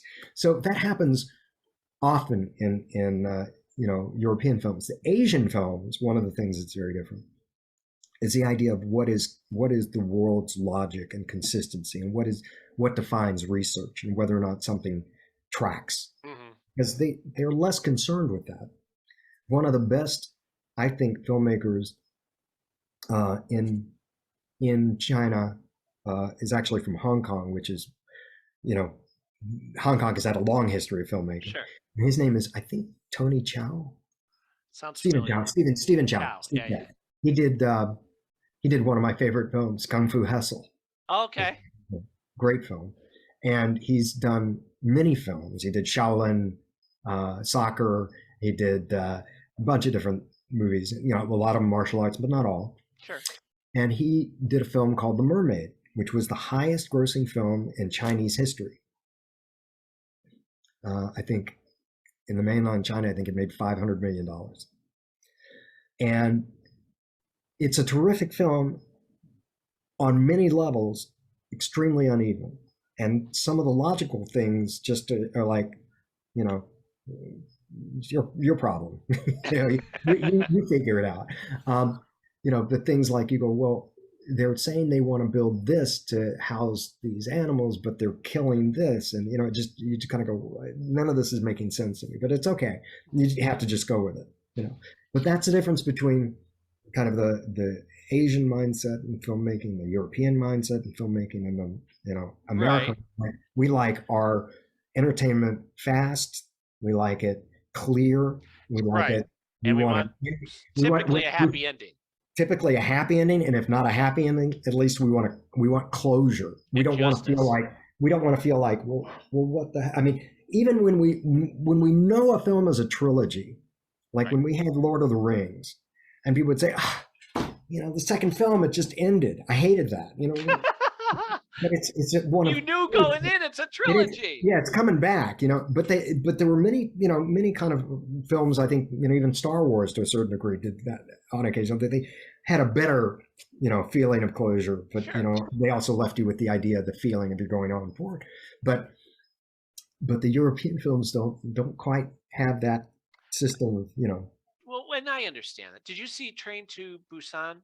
No, but I know of it. Yeah. It's good.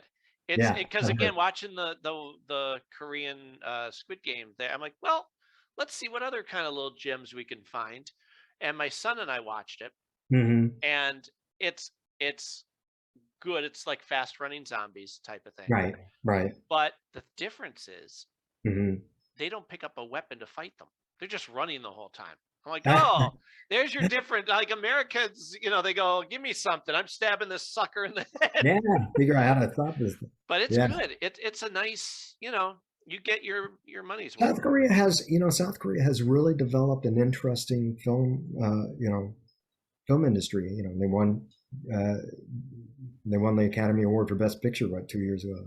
So there really is a fairly substantial, and Drive from Japan is the first, Japanese film to be nominated for Best Picture. Yeah. So there's definitely, and actually when it was a really interesting experience when I was in China, because they kept saying to us, we want our industry to rise up. We want to elevate it, and we feel like we have to have a more Western perspective on how to make films, because the films that Hidden Dragon, Crouching Tiger, Sure. the very kind of traditional Chinese, but great films, but traditional Chinese, either soldier, warrior, emperor stories, all great, and they've done a lot of those. Hero is one with what's his name? I can't remember, the martial artist. Jet Li. Jet Li did Hero. Same kind of thing, very, epic, very big films. But when we went to talk to them about this, and we talk about story and talk about story logic, talk about character, and talk about, they had in every room that we were teaching, and they had a Chinese writer, which is basically code for a spy, to make sure we didn't say anything wrong. And they would say, oh, we have to adhere to the principles of socialism. And then they have these 5 tenets of socialism. And I was trying to explain that, whether you hold to the tenets or not, there are still certain story elements that you need to try to incorporate into any kind of writing to create conflict and logic for the characters, the motivation. Why are they doing this? How are they doing this? What does it do for what does it do for them? They've got a goal in mind. How are they trying to get to their goal? And some of that was lost on them, and the idea of trying to focus in on a story and have a premise that was clear and specific, as opposed to kind of, they would throw out premise like, love is the most important thing in the world. And say, well, yeah, I mean, you're not wrong, but it's not specific. I can't, as a writer, performer, actor, songwriter, I can't go and perform love is the most important thing in the world. I have to have a specific, I have to have an action, an event. And they had trouble with that. They had it took them a while to get the idea that there needed to be internal conflict, external conflict. The character had to have a desire, that's something they were going after, and what was in their way, what was stopping them from getting it. And they fought against that, which is going to be one of the things that's going to keep them from rising up the ranks in terms of the film industry. Although within the next 5 years, they will be the largest market in the world. They'll surpass, right now, I think they just surpassed Japan. So Japan is 4th. China is 3rd now. India is 2nd, and we're the biggest film market in the world. And they will overtake us. If we don't continue to build our industry, they will overtake it. Yeah. Well, I have been, one of the podcasts I listen to and enjoy is Dana Gould's podcast. Dana Gould Hour, it's called, even though it's not an hour. And he and what he does is he'll have typically 2 different groups of conversation. So 1 hour or 45 minutes might be these people. The second would be the others. But in the middle, he'll do a neat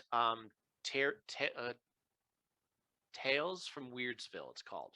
And he's now doing a blog which basically does the same type of thing, where he'll tell you cool behind the scenes stories of whatever.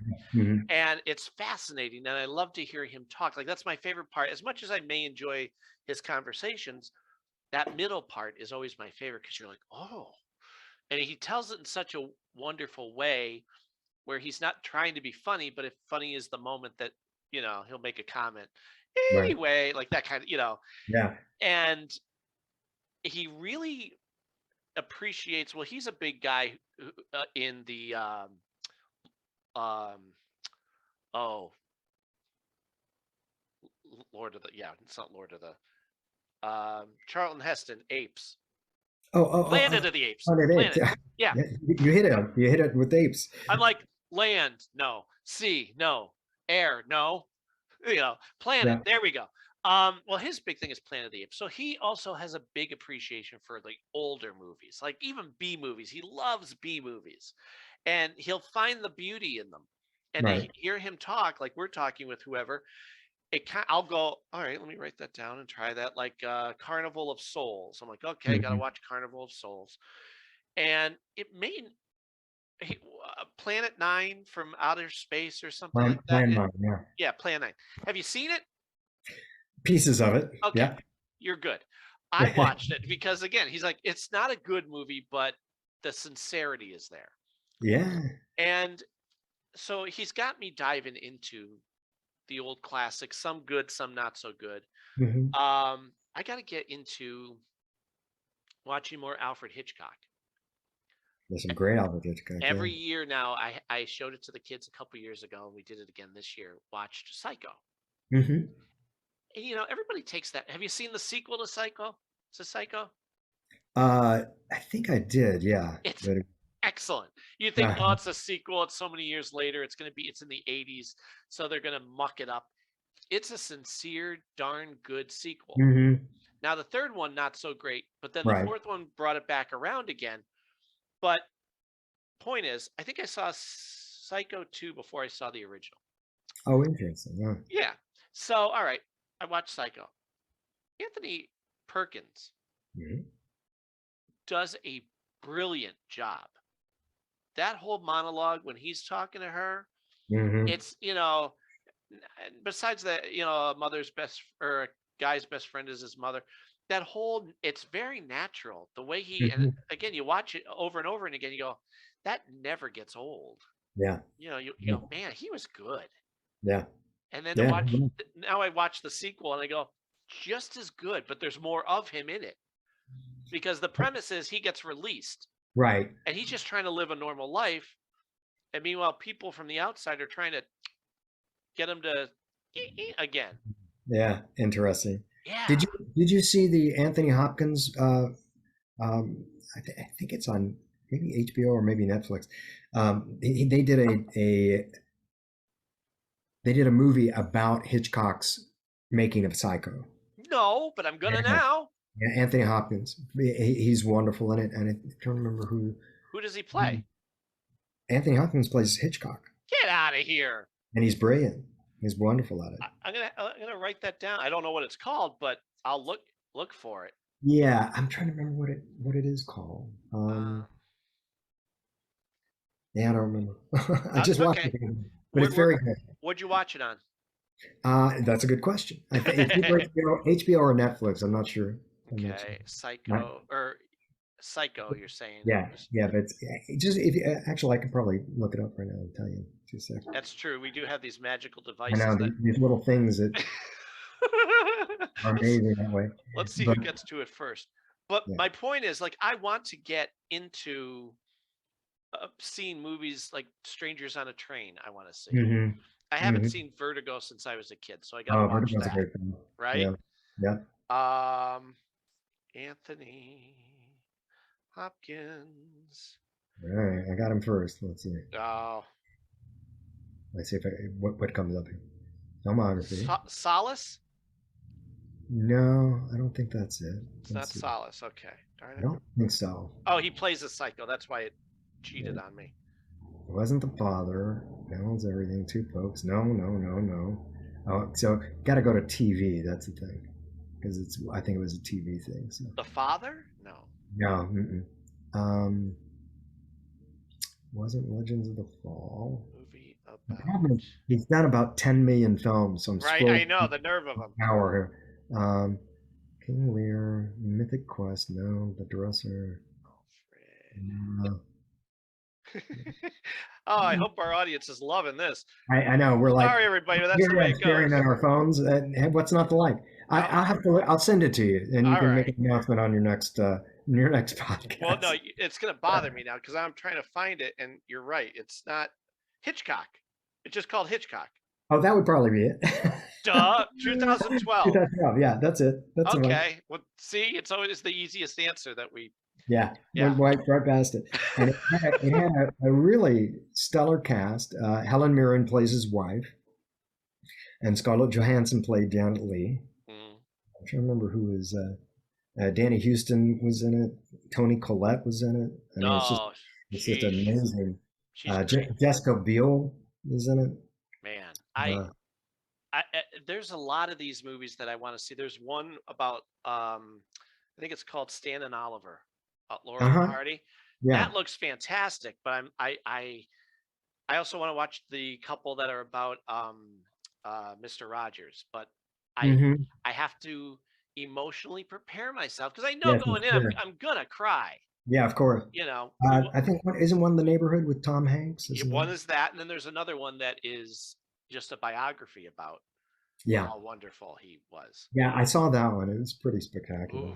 You kind of go, God, I wanted to be him. You know? Darn, I missed out. And especially when he died, you're waiting for people to go, did you know he used to kick puppies or something like that? Yeah, nothing like that. Nothing. And I love that because one of the podcasts that I used to listen to was recommended by Dana Gould. And it's kind of, it's interesting and it's well done, but it basically tears apart any good vibes you had about anybody. You're famous. Here's Mother Teresa. And here's the thing about her. No, it was people in the film industry, like what's his name, who was Robin Hood? Oh, Errol Flynn. Right. Errol Flynn. Everybody loves Errol Flynn. Yeah, had a Nazi bent or something. He was not even that part, maybe, but the part where the studio got him out of dating a teenager. And there's a book that David Niven wrote called Bring on the Ponies. Bring on the Dancing Ponies, something like that. And he, or the Red Ponies. And he has a chapter in there about Errol Flynn where, you know, Errol evidently had a taste for younger women. And they set him up to be in a hotel room with a 16-year-old girl. And then had this woman who said she was her mother break into the room and, you know, give him basically a heart attack and then join in with him and have a threesome. So that was the whole story that David Niven put together in this book. And that's what they destroy. I mean, the podcast is, what the heck? You Must Remember This is what it's called. Oh, okay. Interesting. And I had to stop listening to it because at the end, I was more knowledgeable, but I wasn't happy. Right. You know, right. I felt bad about the world. I'm like, there's nothing worse than finding out that your heroes or the people that you admire are in some way scumbuckets. It's just it's depressing, and unfortunately, it happens out here a lot because and now, you know, we're in a society where every action is scrutinized and everybody's got, you know, a movie camera in their pocket and can, you know, the things that you thought were private are no longer private. And so, you know, it's a real, I mean, who is more revered than Betty White? Right. And yet recently there has been, you know, things that have come out that other people on Golden Girls didn't like her. And that saw that too. Yeah. I saw that they treated her like crap. Yeah, but that's more about them bullying her than her bullying. No, actually, they were saying that she used to bully Estelle Getty's because Estelle was forgetting her lines. And they actually used the C word in describing Betty White. And you go, it's Betty White. How can don't do that. Yeah, Betty White. No, you know. And I grew up, you know, idolizing Woody Allen and Bill Cosby. Mm-hmm. They were two of my favorite. Bill Cosby was, up until we found out what we found out, I was so impressed with him because here was an accomplished black man who would knock on the homes of folks who let their kids not go to school. He'd see a kid on the street and go, what are you doing? Shouldn't you be in school? Nah. Where do you live? And we'd go knock on their door and confront the parent and go, you're not helping black men or our race or anybody because you're just making, you're continuing the mistakes that are held against us. And I thought, good for you, trying to keep everybody equal and equality. And then you find out what you find out. You go, no, Yeah, darn it. I actually I have a Woody Allen and a Bill Cosby anecdote. Okay. So when I was 15, my father was the general manager and vice president of the Houston Rockets. Okay. And there was a player at the time on the Rockets named Calvin Murphy. Calvin was, at that time, famous for being the shortest man in the NBA. He was 5'9", and was just an incredible point guard. And it was his 5th anniversary. So my father took him to see Bill Cosby in concert. And I was at the time a huge Bill Cosby fan. Just, I knew all of his albums, I would go around repeating them, and, people were getting sick of it. And it was a school night. It was like a Thursday night. And I get a call from my father at about 11 o'clock, says, hey, I'm in a pizza parlor with Bill Cosby. We're hanging out. Do you want to come meet him? And I went, 10 minutes later, I'm there. Yeah. And I walk in, and it's like the Last Supper. My father is sitting, next to Bill Cosby in the center. And then Calvin Murphy and his wife, and my mother, and, other people, probably about a dozen people. And I walk up and say, oh, Brian, this is Bill Cosby. This is my son, Brian. And then my dad does the one thing that, you never want a parent to do. He says, my son does a few Cosby routines. Why don't you do one for him? And my heart went, up into my throat. And I looked at him and I said, well, Mr. And he's sitting there with a a cigar, and I said, well, Mr. Cosby, I don't think I could do it as well as you. And he said, I should certainly hope not. But that night, one of the most memorable things about the night is he had at the time the #1 single in America. Do you? I don't know if you. I remember the Bill Cosby himself was one of the first things to be at the video store. So there's Back to the Future, Caddyshack, and Bill Cosby himself. So those were the movies that you could rent in the beginning. So we rented those over and over. The Fiber, I could do parts of that routine because you watched it. That was all that there was. Yeah. Well, he had a song that was based on the song Uptight Out of Sight. Okay. It was a talk song where he'd go, it was a comedy thing about a little old man sitting on the side of the road, a tear trickling down, and it was this whole thing that he would do. And he got up after having done a show, got up with a band that they had there, played the drums for about 15 minutes, didn't know he was a drummer. He's a fabulous drummer. And then did this song where he improvised the words to make it about Calvin Murphy's 5th wedding anniversary. And it was just, I was blown away by that.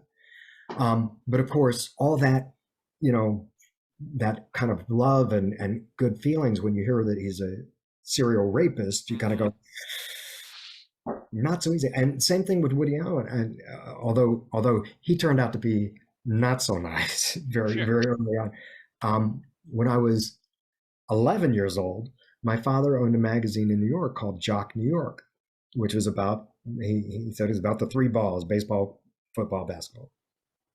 The first issue came out in 1969, and it was the year that the Mets won the World Series. And it came out on the day that they won the pennant to go into the series.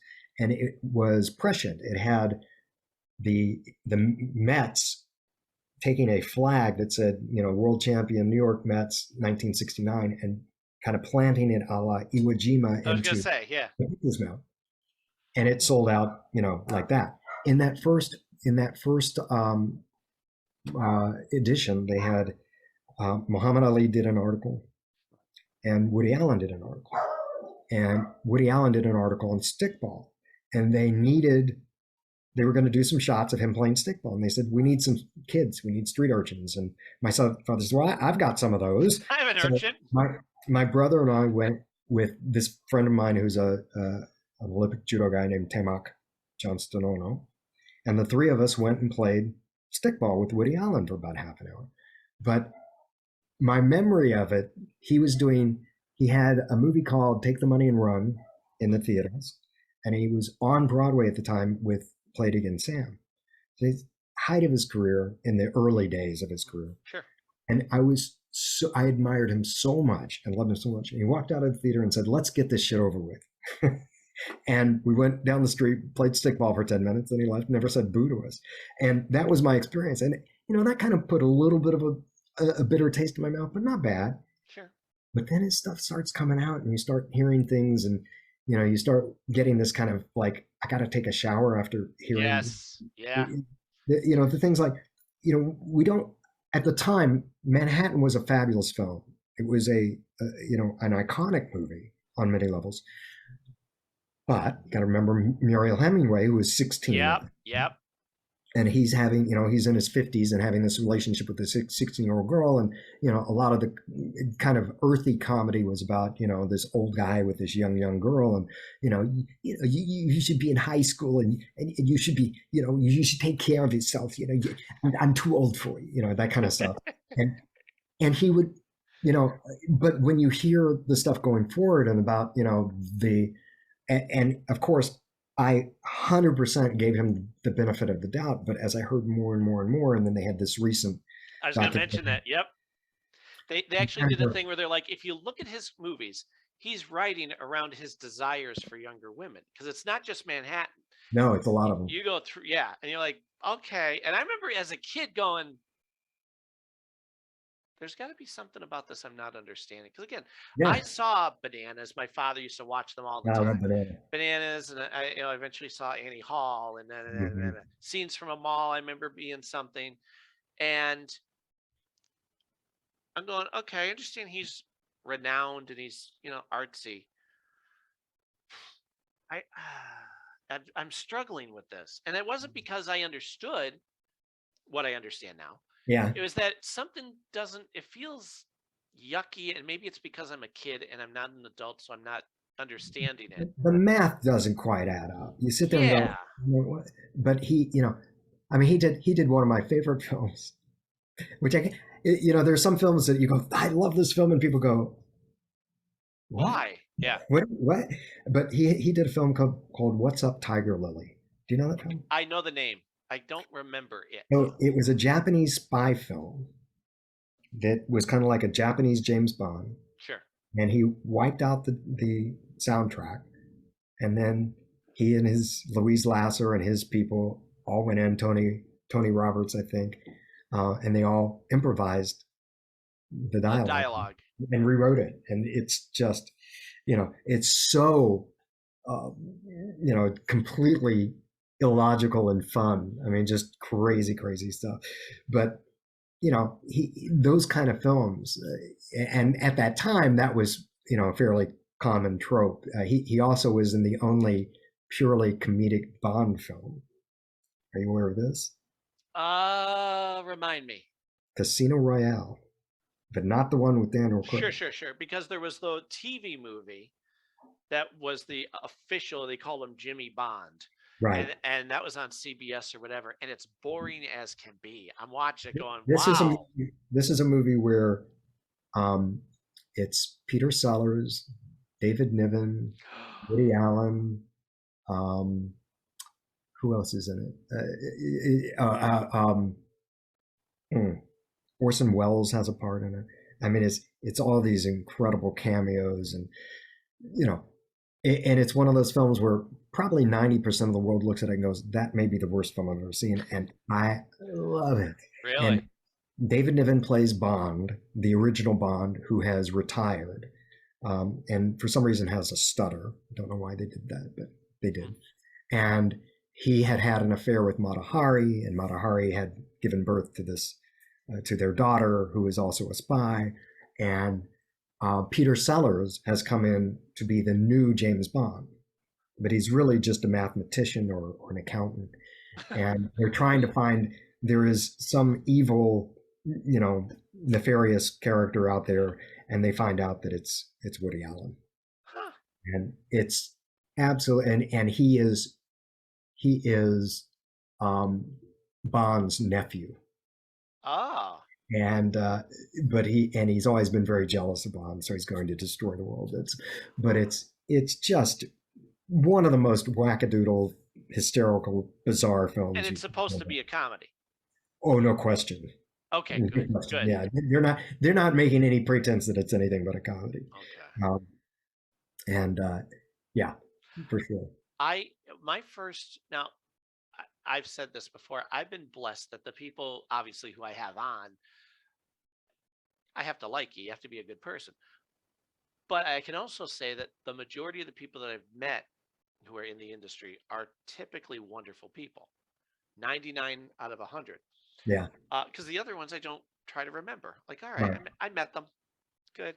I remember my first hearing of such a thing. I went to church, and the priest had said how much he was a Lucille Ball fan. Mm-hmm. And back in the 80s, he came back, and we knew he was going. He had a trip to California. She had one of her Lucy shows being filmed. And he came back, and his homily was, he was all broken up about it, but he goes, let me give you a history of how much I love Lucille Ball. And he did, and he said, so I got to go meet her. They brought me because I was a fan, but also being clergy, you kind of can get your way into some things. Mm-hmm. And he was standing backstage while they were filming a scene. He was so excited, and he told them, as you would be.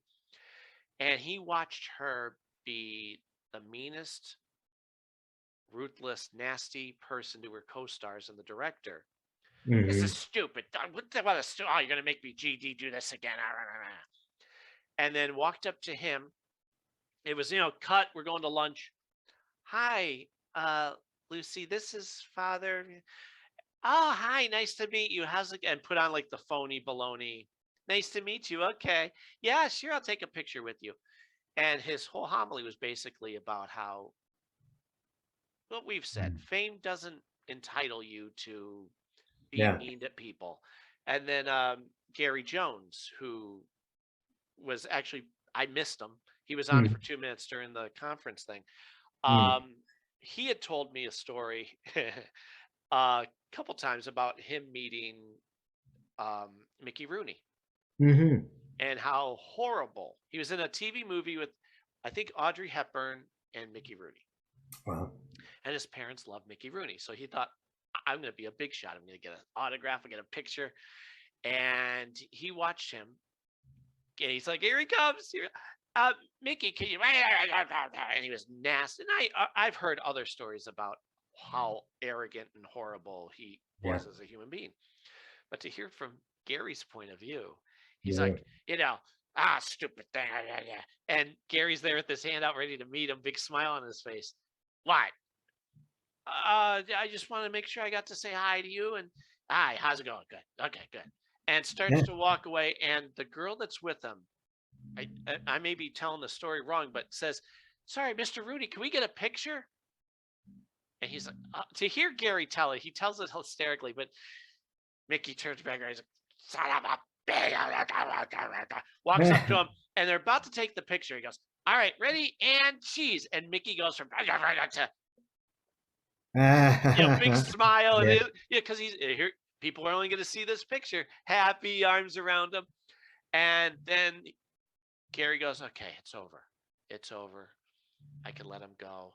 Thank you, Mr. Rooney. And the girl who's taking the picture goes, 2 for safety. And does it again. Oh, God. It was such a great story. Yeah. And so I got a picture of Gary later, and we did that. Yeah, that's funny. Yeah. But it's heartbreaking when you, thankfully, that really hasn't happened in my case, but to even know that it exists, it's. You live long enough, you're going to run into people that are either entitled or fake or both. And, whether, and I suspect that that kind of holds true across most industries, although I think it's probably more prevalent in the film industry, just because you have people who are their particular ovens are stoked with more kindle and fire than others. You got a lot of people blowing smoke up your ass and telling you how great you are and how much you deserve to pick whatever color jelly beans you want. Right. So but it's kind of like my mantra about how do you write, or how do you do judo or anything. It's about going through the process, and you can't really worry about how other people, you can't affect how other people behave.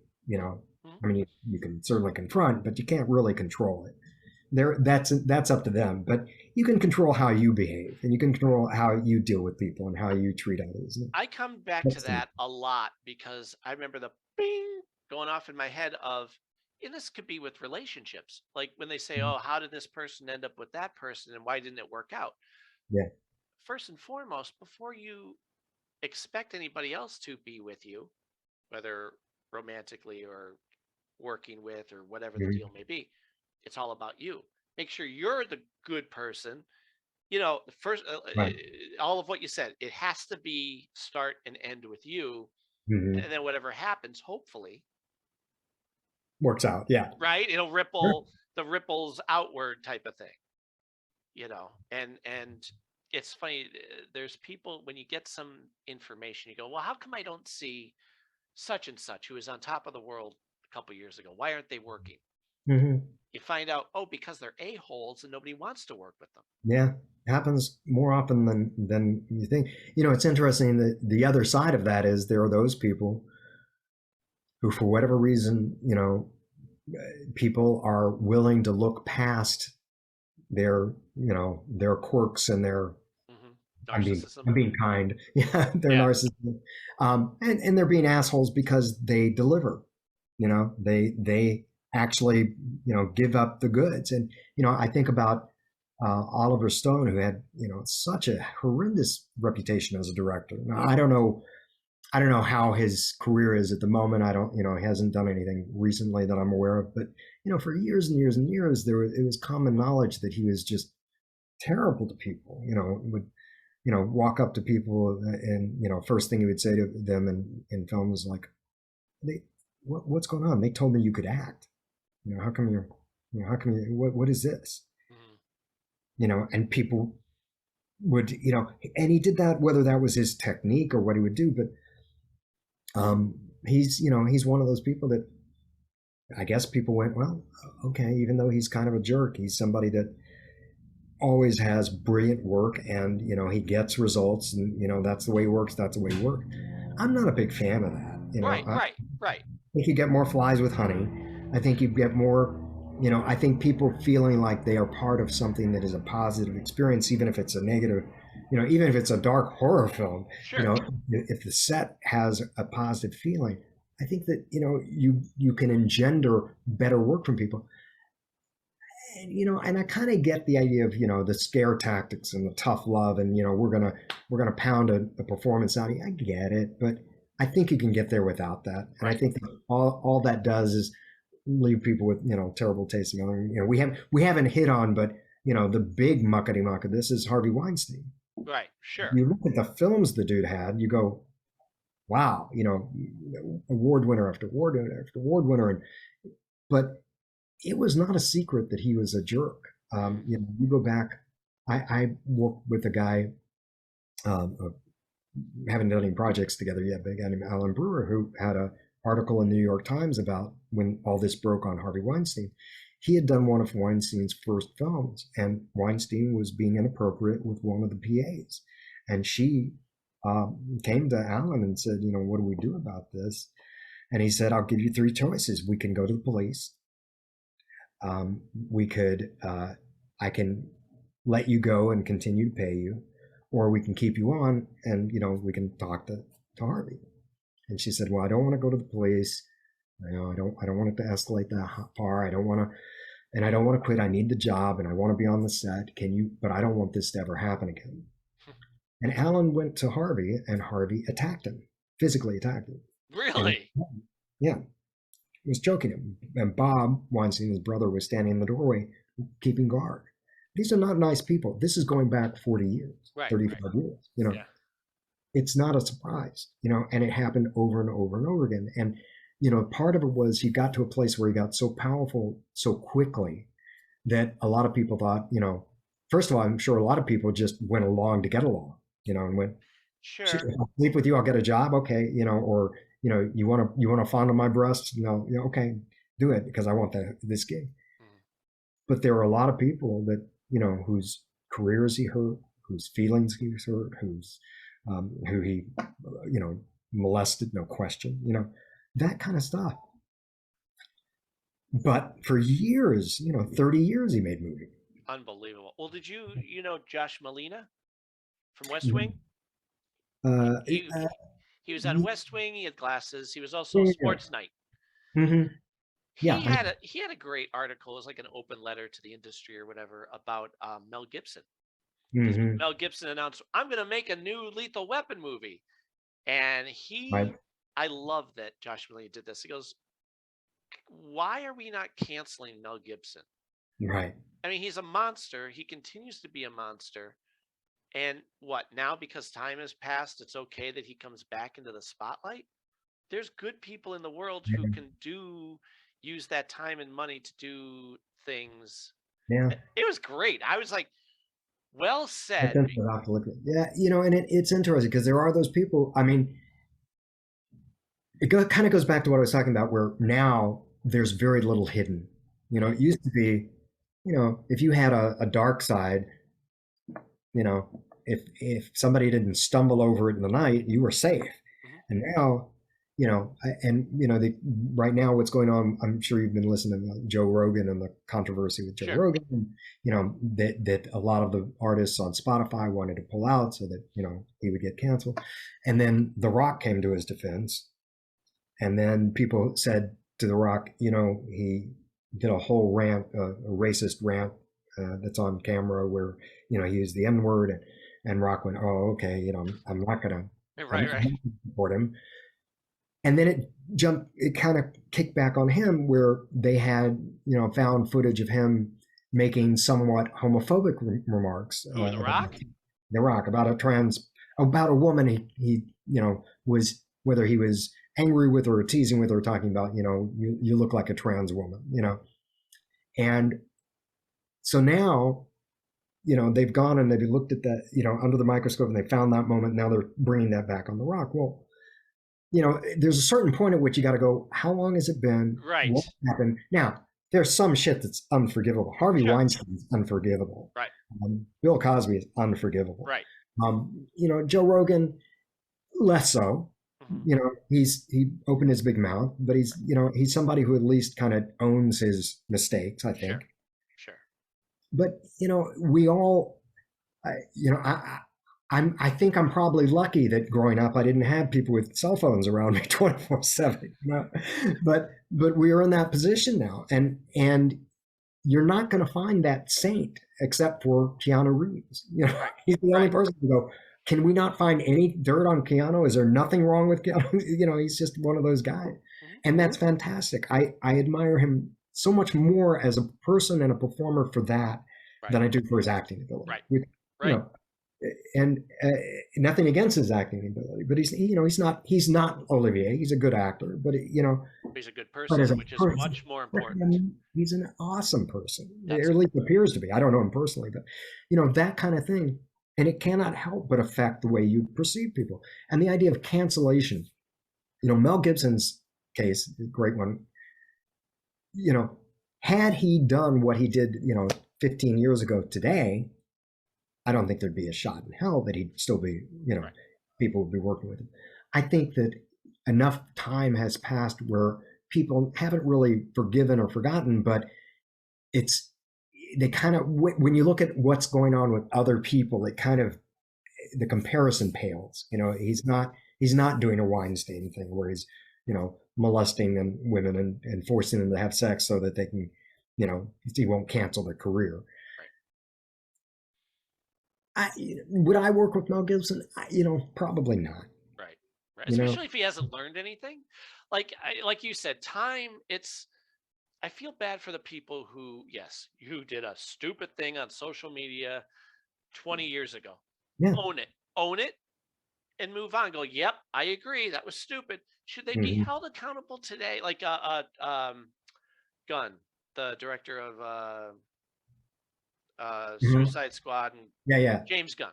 James, He had done something years ago, and they came down on him, and they were going to stop his career, and he wasn't going to make Guardians of the Galaxy 3 because Disney wasn't going to blah, blah, blah, blah. But he went, that wasn't today. That wasn't, and and even, yeah, my intent was to be funny, not to be, it wasn't honest, but it was still a mistake in today's light. I'm not that person today. Right. And you give it a little bit of time, and I guess the people around him went, yeah, he's not the same person. Yeah. All right, he can make Guardians of the Galaxy 3. Yeah. You know what I mean?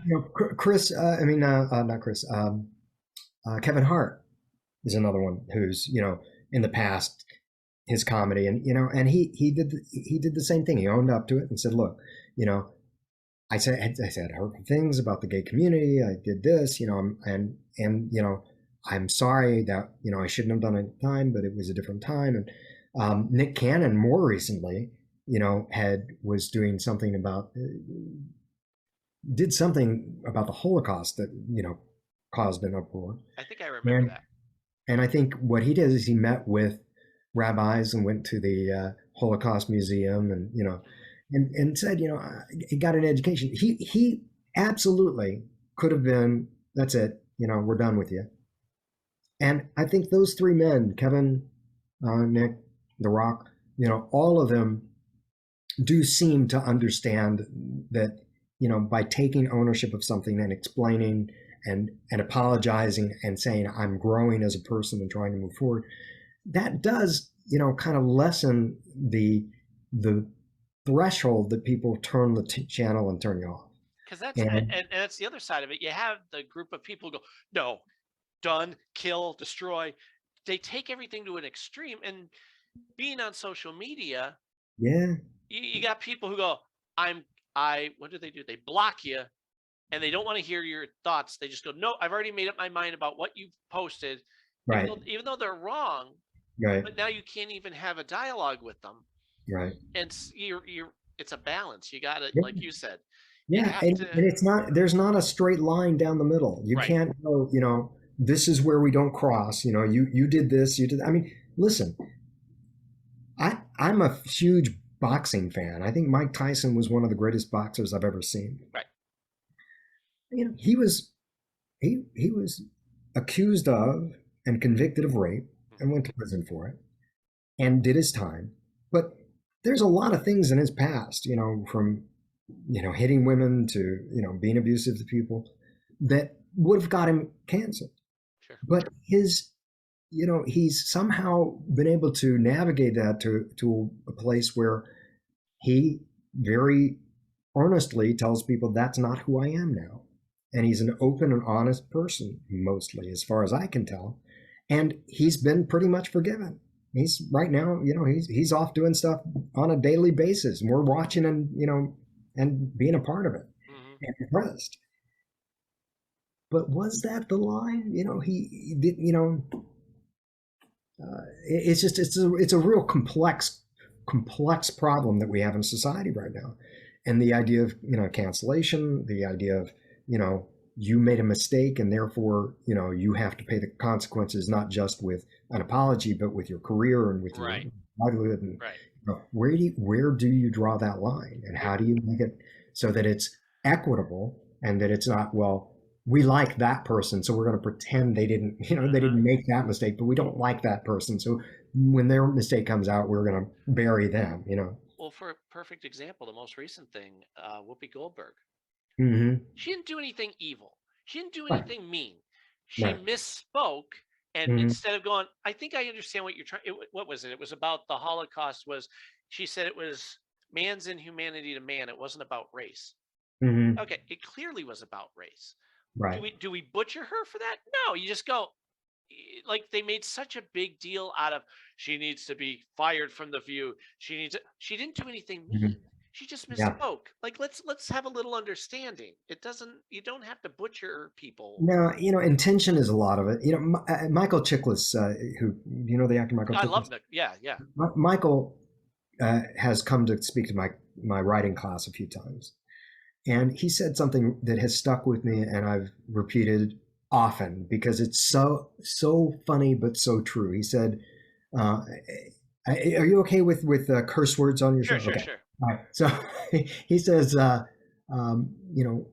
got to be really careful with social media. He said, if you post a picture of a basket of puppies and you put it on the internet, on Facebook, he said, somebody is going to comment, "Fuck puppies, fuck them." And it's true. Yep, it is. It really is true. I did something, I mentioned I'm promoting my book on TikTok. And one of the things I do, I just do these little videos. And one was 2 truths and a lie. And, people are guessing, and, oh, is it this one? Is it this? And then one guy says, "Who the fuck cares?" And I went, and I wrote him back. I wrote him back just before I canceled him and blocked him. I wrote him back and I said, "I'm sorry, did somebody force you to sit down and watch my 30-second video? I mean, was that a deal? You don't have to watch." Yep. And that's one of the things about, people canceling other people. You don't want to watch, Woody Allen, Bill Cosby. Do not watch Woody Allen, Bill Cosby. But that's you. You do you. Let society be society. They'll make the decision. They'll decide on their own. But this idea of, we don't want you to go watch Bill Cosby because we're not approving what he did. I understand it, but that's an individual choice you have to make. Right. Right. That separate the artist from the art is. Yeah, and it's tough. I mean, Michael Jackson's another one. Do you ignore this massive talent that had, these incredible songs and albums, and because he maybe allegedly was a pedophile, right. And the evidence, to me, I look at it and go, yeah, he was a pedophile. Right. But I'm not a court. I'm not a jury. I don't have any, legal standing, as they say. I find it hard to watch his, to listen to his music and watch his stuff now. I also,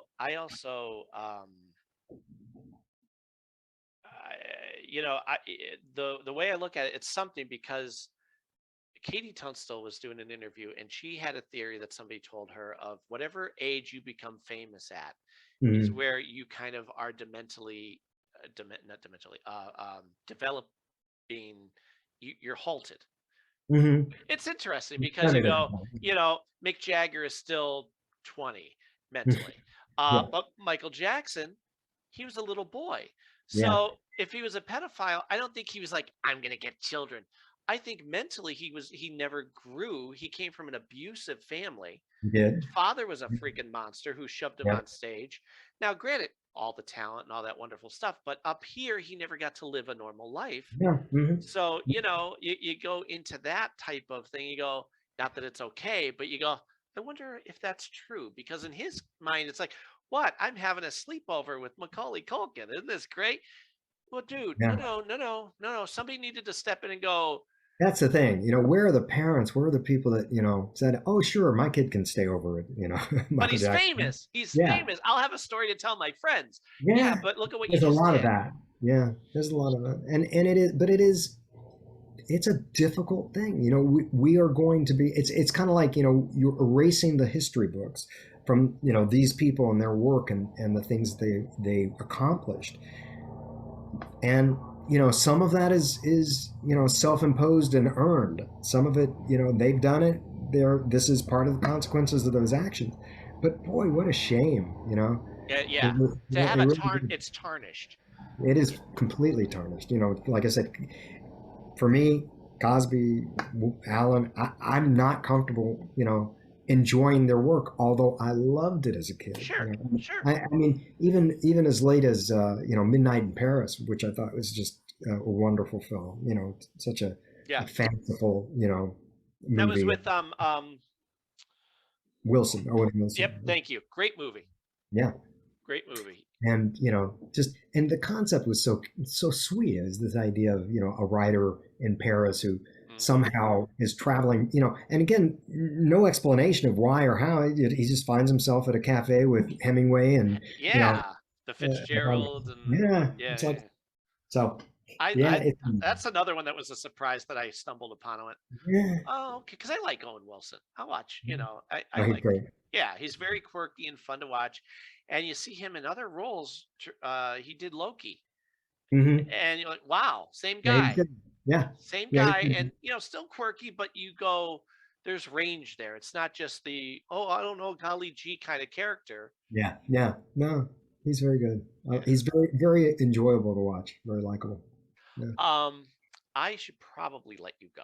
I want to because we'll do it again sometime. We should do this again because again, we could just keep going. Yeah. But I know that this is already going to be, I don't know how long. I'm gonna have 3 to hours? take a break soon, so yeah. Every couple hours, I'm gonna. Well, that's the thing too, because when I was waiting for you, I went, thank God there was that delay, because as you had to take a break halfway through, I got mine out of the way. But I was, I didn't want to have to chop anything up.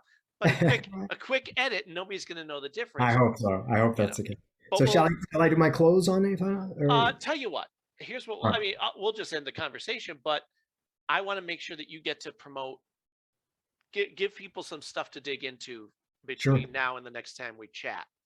Yeah, for sure. Well, of the things that I'd love for people to check out is Conceptus, which is a Laura Drummond mystery.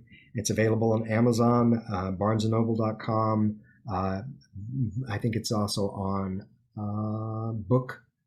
BookLocker.com. So it's available at almost any of your internet outlets for books. And also, love for you guys to check out a book by Teresa Nelson called Empress of Elsewhere, which is a film that I'm developing right now. Sweet family story. Very, very, very lovely. That I'm working on.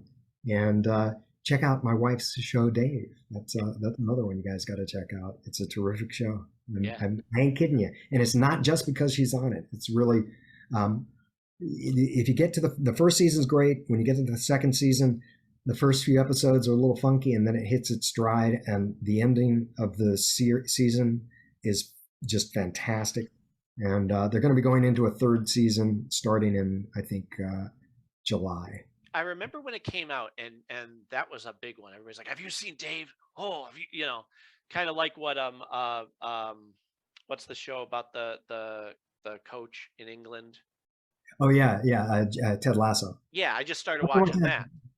I love that show. It's a little bit uneven, but overall, I just think it's what a heart that show has. So sweet. That's what gets me. I'm so tired of watching shows where I feel bad because I watched. I'm like, oh, this was depressing and dark, vulgar, and okay, it may be critically acclaimed, but where's the heart? Give me. I mean, Mayor of Easttown is a terrific show, but dark. Sure. And very dark, but it's a good show. And that's one of the things. The line between the quality of it used to be you wanted to see something really high quality. You wanted to go to the theater and watch something on the big screen. And now the quality of television, there's a huge range. I mean, there's Drek, but there are the Game of Thrones, and there are Mayor of Eastwick, and there are these shows where just they're just Ozark. They're just stunning in their delivery. Very impressive. But yeah, so please, everyone, go read Conceptus. I actually posted a review on the Forever Adventure Network group page on Facebook. Oh, so you're welcome. And anytime we have those pages for you to push your product. Anything you think you want to get people's attention, throw them on the Never Gets Old Facebook page or that's what it's there for. It's for. All right, we'll do it. We'll definitely do it. All right. I'd love to come back anytime. We can continue the conversation because I think we scratched the surface. Isn't that the truth? I'm telling you, when I'm blessed enough to have good people in my life, such as yourself, that I'm like, if you were my next door neighbor, we would never leave the yard. We'd be talking over the hedges. I was going to say it'd be like home improvement with the. Yeah. So definitely, I'll get you back on later on, and we'll continue our journey. Because now, what always happens with me is we get off. I'll take 5 steps and go, I forgot I want to ask him about this, or I want to tell him, Yeah. Well, anytime because as you can tell, I'm not shy about talking. Good. You have a question, I'll answer it. I may be wrong, but I'll answer it. I'll give it my best shot. Well, thanks. I will. I'll IM you. I'm going to send you some links to stuff that I think you might enjoy too, and you do the same with me. I shall. Always. I definitely. And I will talk to you later. Thank you so much. Thank You're welcome, you, buddy.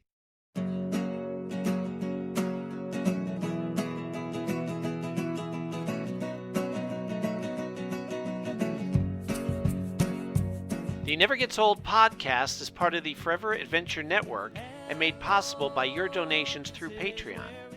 If you'd like to help us out, please go to the Forever Adventure Network by Mac Jackson on Patreon and help by subscribing, rating, and reviewing wherever podcasts are heard.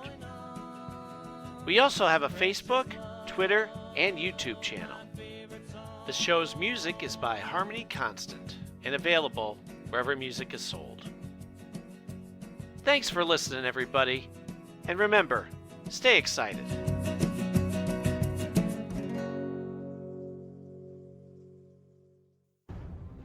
The Forever Adventure Network.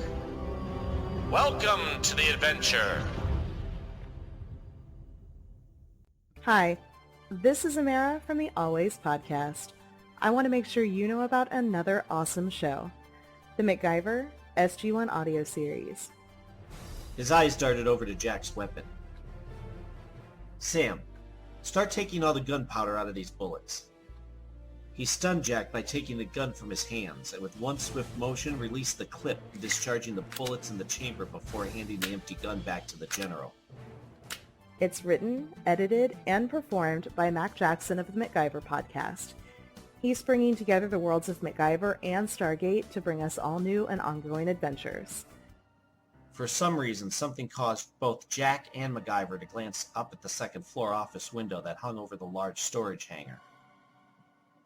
It was a shadow of a moving figure, a figure who now was staring down at them. Before they could say anything or move, the man ran over to the railing and opened fire on them. In that moment, they each knew they were about to be riddled with bullets. Get into the epic story and hear how brothers Mac and Jack work together. Suddenly, he spun on his heels to his brother. Jack, give me your phone. The general quickly took it from his pocket and handed it over. Yeah, it isn't working, you know. No, not as a phone. With that, MacGyver knelt down and smashed Jack's cell phone off the ground and cracked it open. As he pried it apart and reached for his knife, Jack stood stunned. That's my phone. And how they disagree. As he turned the engine off, he rechecked the inside of his pocket and pulled out his automatic handgun to check the chamber. As he verified the bullets loaded, he could see the disappointing glare of his brother in the seat next to him. What? This again? I don't like guns, Jack. Yeah, me neither. I like getting shot a lot less. Subscribe and review today on Apple iTunes and like the Facebook page to keep up on all the latest episodes. I've been catching up on past episodes, and you don't want to miss it.